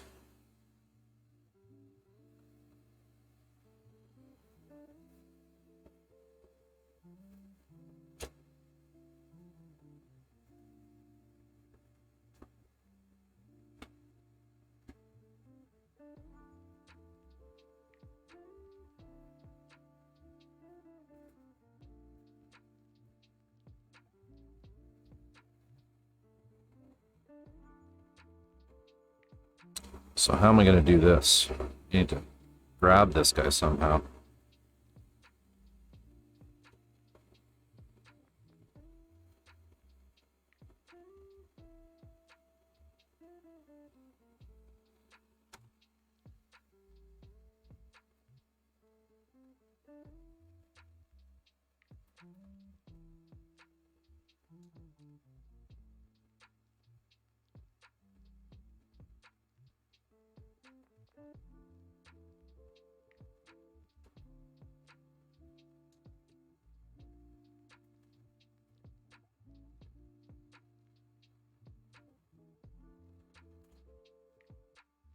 Let's do it this way.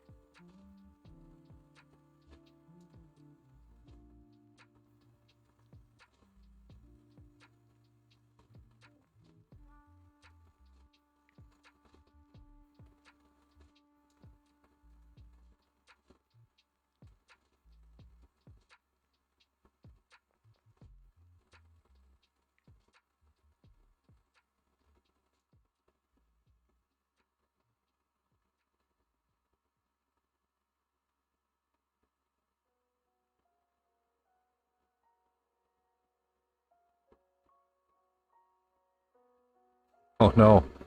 Hey, oh hi. At least you enjoyed it, I guess, right? That would have been awesome though. Kiss and Def Leppard. Wow. I've never seen either of... Oh, wait. No, I haven't seen either of those bands.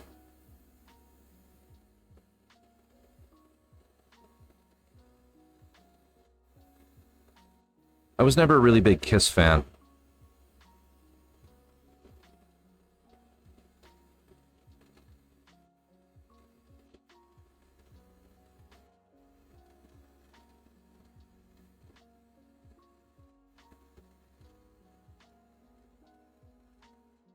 Yeah, for me, it was more like the Seattle grunge. You know, I went to a lot of the early Lollapalooza tours and a lot of the big festivals. I've been to a lot of Tool concerts. Pink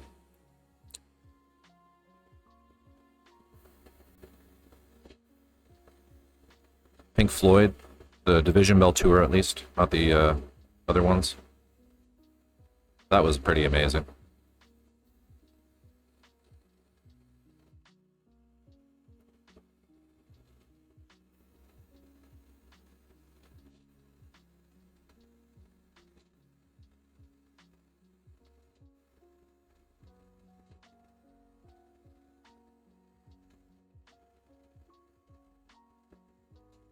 Lots of Rage Against the Machine back in that era.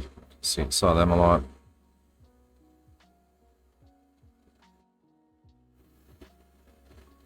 Green Day.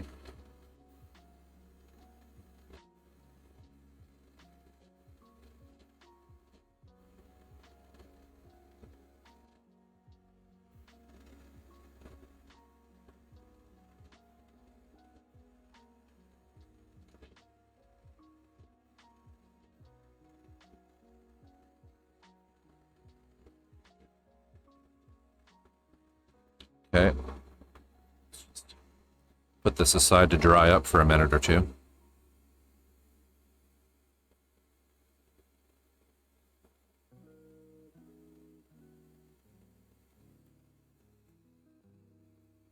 Don't want to mar the surface though. Let me keep it in this maybe.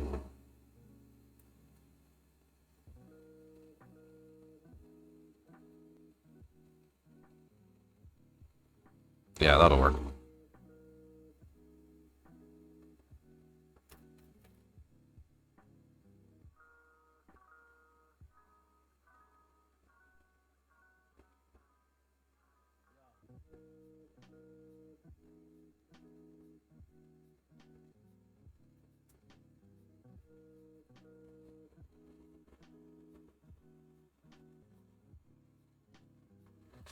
Fledgling member of the Kiss Army since I was like 6.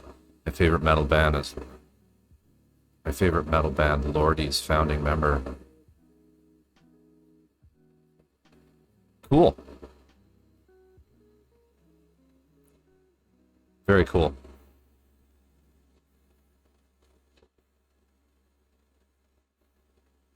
Yeah, I just never could really get into their music. I mean, music is a very personal thing. I make a point of never, ever, ever, ever crapping on other people's tastes in music. Ever. Because I've had that done back to me and it feels bad, man.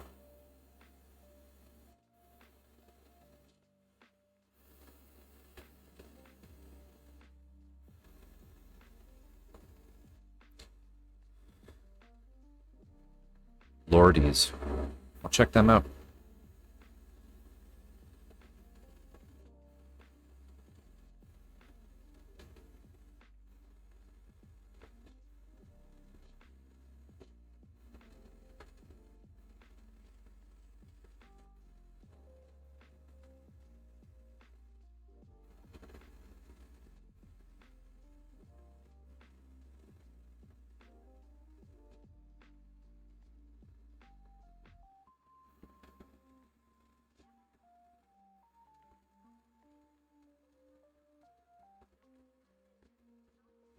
You know, not appearing out of makeup is becoming a trend with a lot of musicians. You know, when you look at bands like Daft Punk, and there's some other ones whose name escapes me right now, but that desire for being able to have a private life without people recognizing you.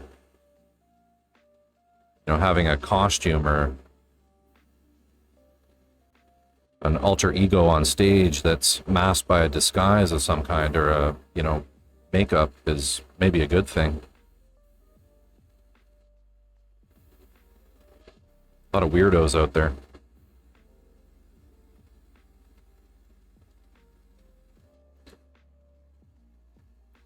Everything always looks so much better after it's been after it has a coat of paint. You can see all of the details and everything so much better.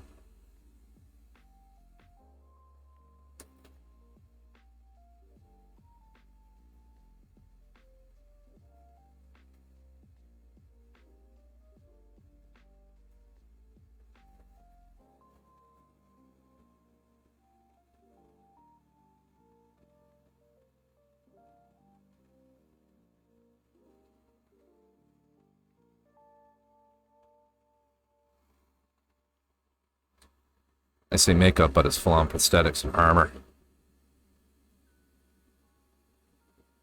Cool. So is it like Guar? I've been to a Guar concert. It's terrifying.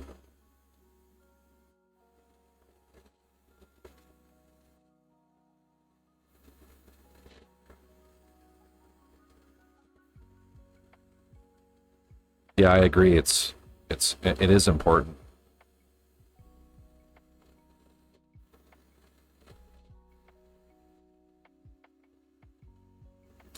Oh, they're like the original like death metal full on cosplay levels of makeup. You know, the story was they're aliens from space and they've come to destroy the subhumans. Bora, welcome to the stream. How are you?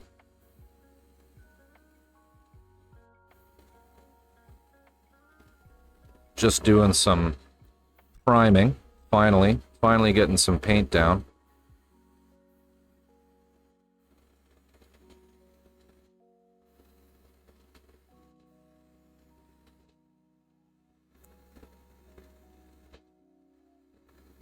Great.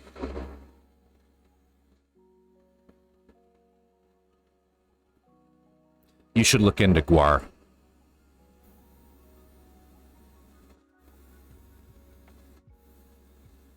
They're truly hilarious. Hey, Unpredictable, how are you?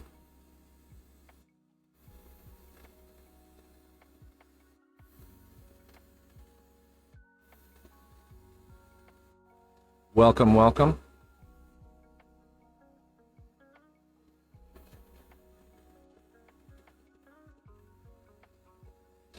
Just doing some priming. Yeah, that's what I've never heard of Lordy, but it sounds like they're very similar to Guar.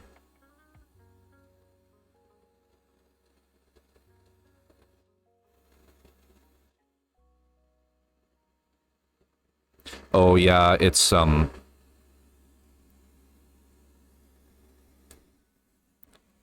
spraying with lacquers, so I have a lot of my airbrush booth has a lot of fans going right now, so that I don't necessarily have to wear a ventilator. So apologies for the extra noise.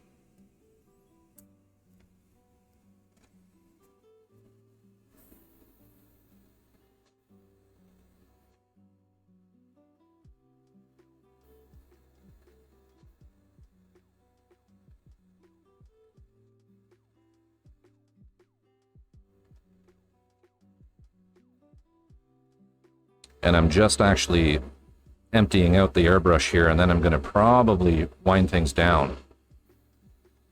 So I have a pretty early morning tomorrow.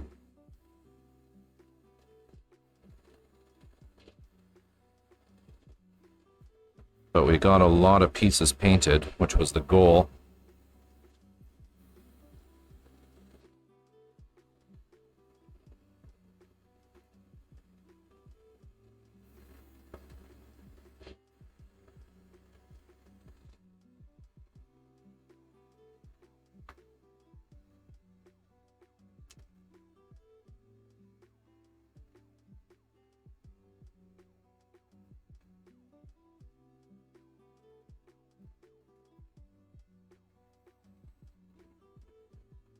Prime time, that's right.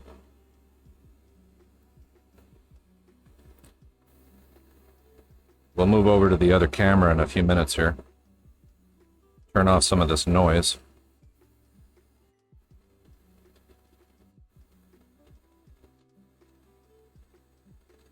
Honestly, this thing could run out of paint at any minute, so probably shouldn't be painting these larger pieces, but I am. Hey, great. I'm glad they were good.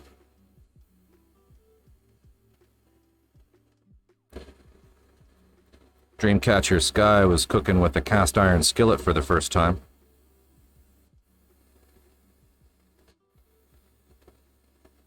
Things got a little smoky, apparently.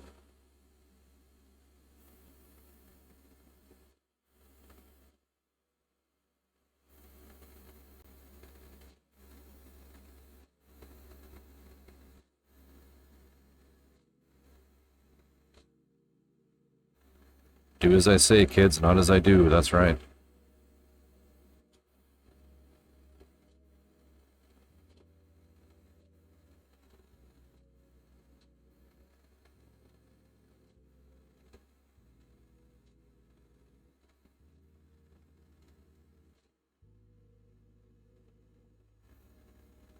Yeah, that's the other versatility with cast iron there, Dreamcatchers. You can just stick it right in the oven.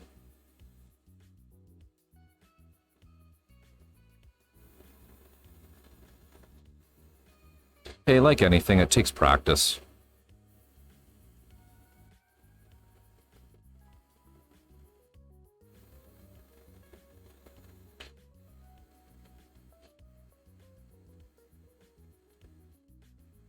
I don't believe anyone is inherently bad at anything. They just haven't learned to do it yet.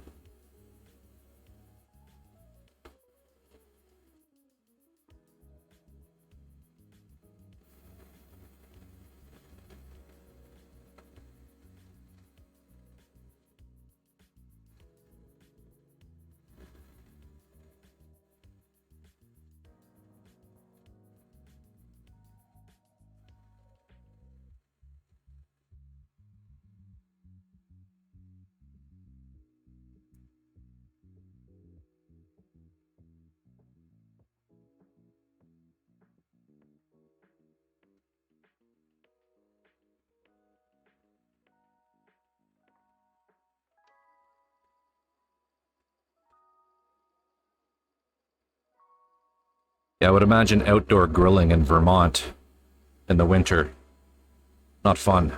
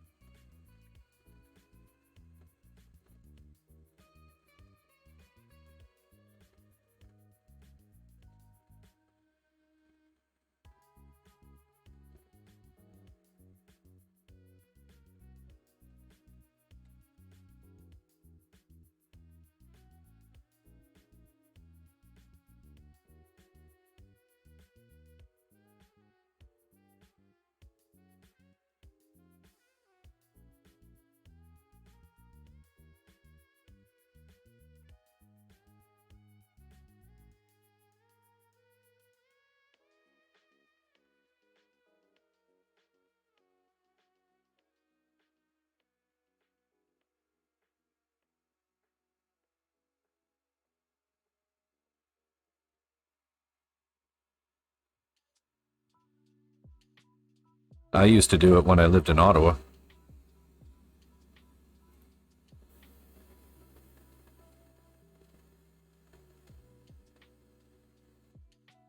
Done. So that one will have to wait. Okay, let's turn this off. And move over there. Oh, actually, I should just put a little bit of lacquer thinner in this, clean it up.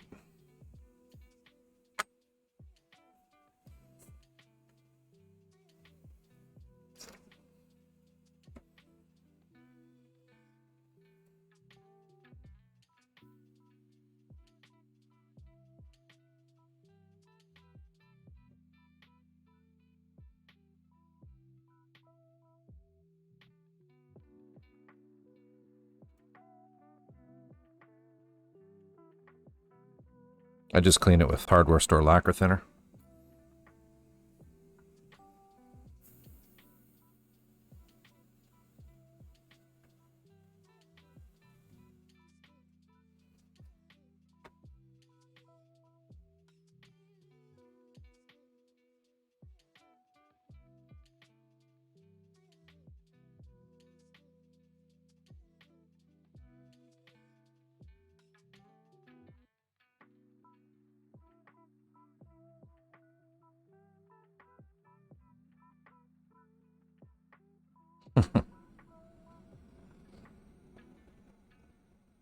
I'll check out Lordy.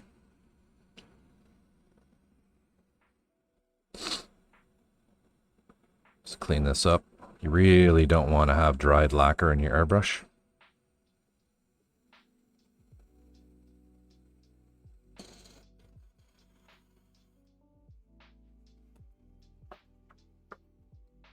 Always unplug it, quick release.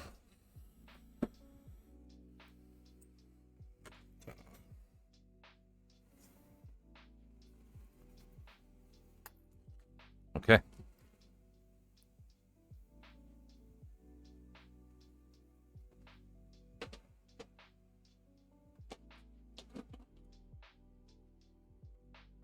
Room here.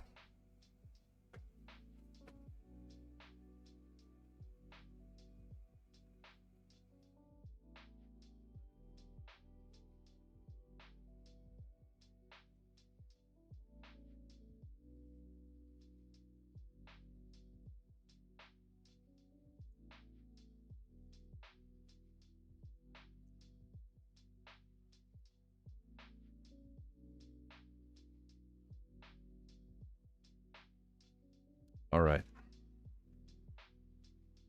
Hopefully that sounds a little better.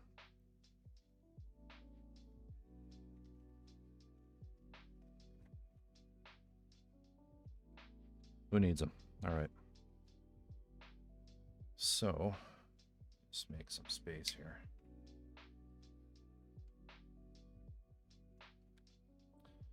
Bless this mess.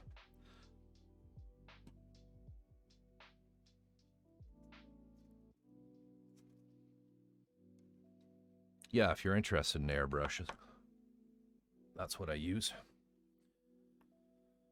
The Harder and Steenbeck Infinity CR Plus is what I was using just now. I had the 0.4 millimeter needle in it. Great for priming because it just blasts a big area compared to the 0.2. There's also a 0.14, which I don't really recommend. You know, you get down under 0.3 millimeter needles, and honestly, if you're doing anything with acrylics, it can get really, really finicky with an airbrush trying to get them thinned correctly. Takes a lot of, like, you really need to know the right consistency that you need to make your paints if you're using the smaller needles. So you can get away with a lot more. There's a lot more latitude with the thinning of paints with the bigger needles. And don't believe any of the stuff about how it's, you know, you can't spray as fine a line or anything like that with the larger needles. It's totally not true. What I like about the Harder and Steenbeck, and the other one that's on there, the Badger Sotar, if you can't get Harder and Steenbeck, which is a German company,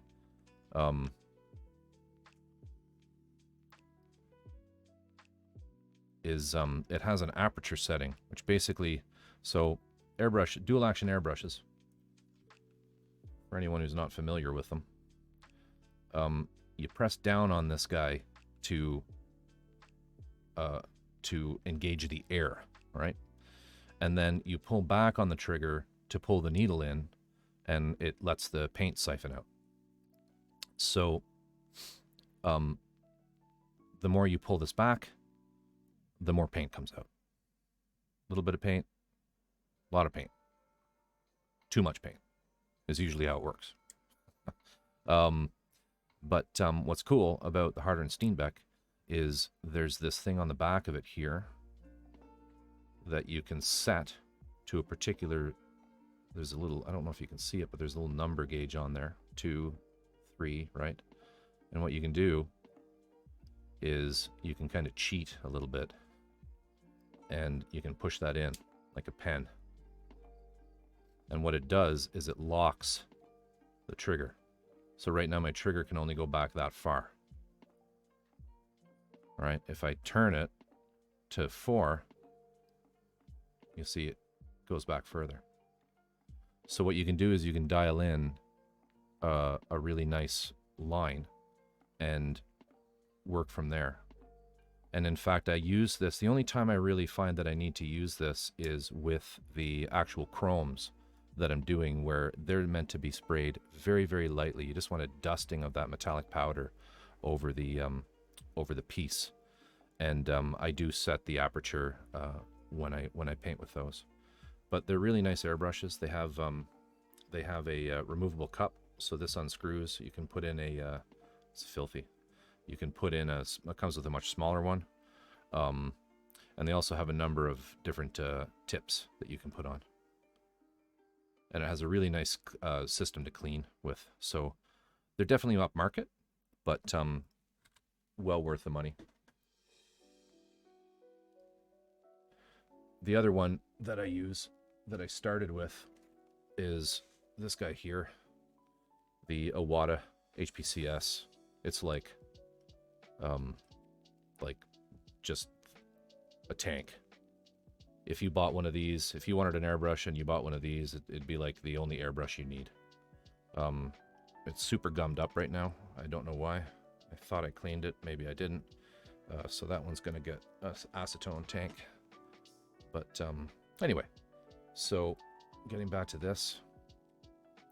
So tonight we sprayed a whole lot of parts. You can see them all here.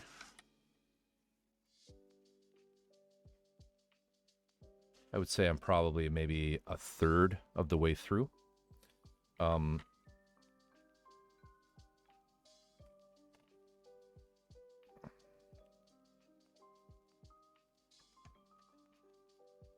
And we are spraying with the Mr. Finishing Surfacer 1500 Black from Mr. Hobby, GSI Creosote. And the purpose of that is to just have a good base coat that bites into the plastic, bites into the resin, so that we can apply the final product, which will be, let me dig my way into it here. On a bunch of the pieces, it's going to be Alclad Gold.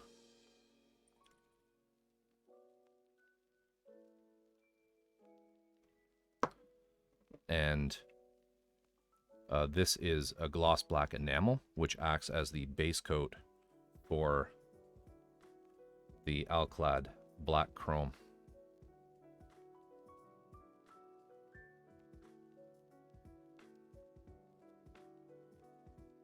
Unpredictable, thank you so much for dropping by. Have yourself a great night. Take care. Always a pleasure having you.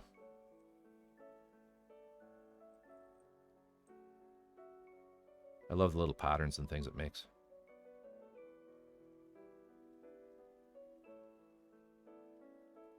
It's beautiful, but super toxic. I know, right? It's so neat. But it's a little bottle of poison.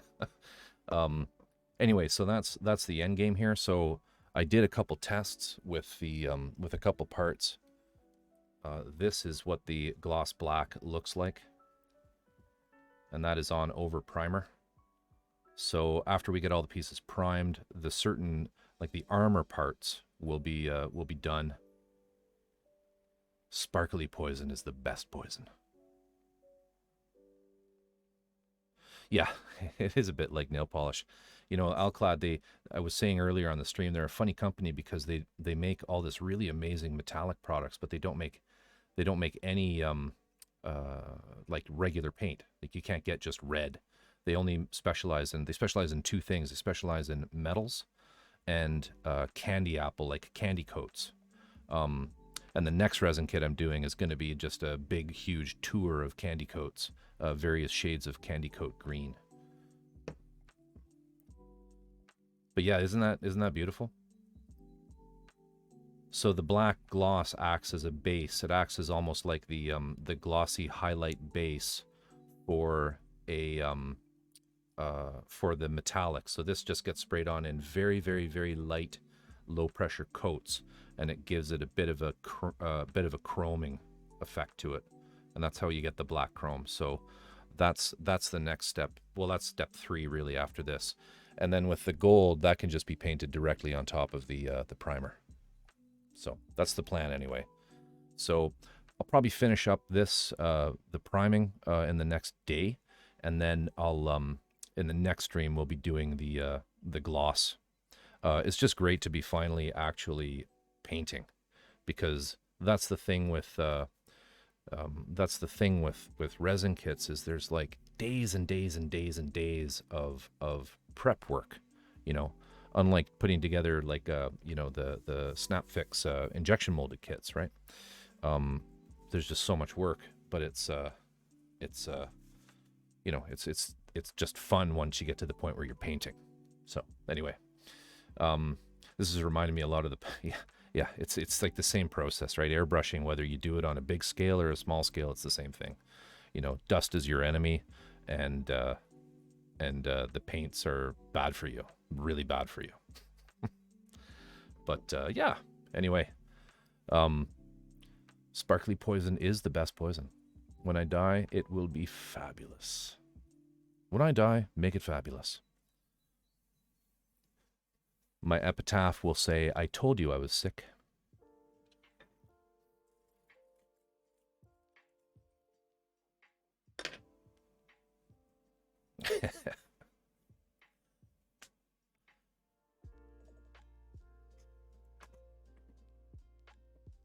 All right. Well, I think that is probably where I'm going to pull the plug on this. I myself am in dire need of sleep. I think I had it actually amending right on time. Tonight, I'm not going to bother rating anybody, but you know, thank you to everybody who may still be here in stream. It's always great to talk to people and chat and basically give live narration of airbrushing. Airbrushing. Oh, I can do that, sure.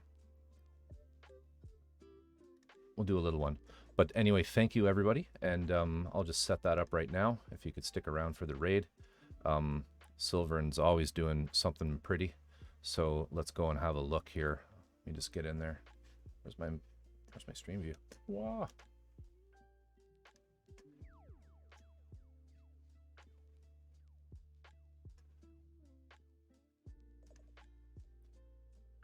I will be back on Dreamcatcher. Good night.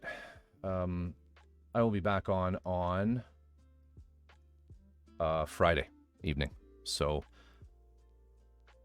yeah, should be fun. All right, we're going there in 3 seconds.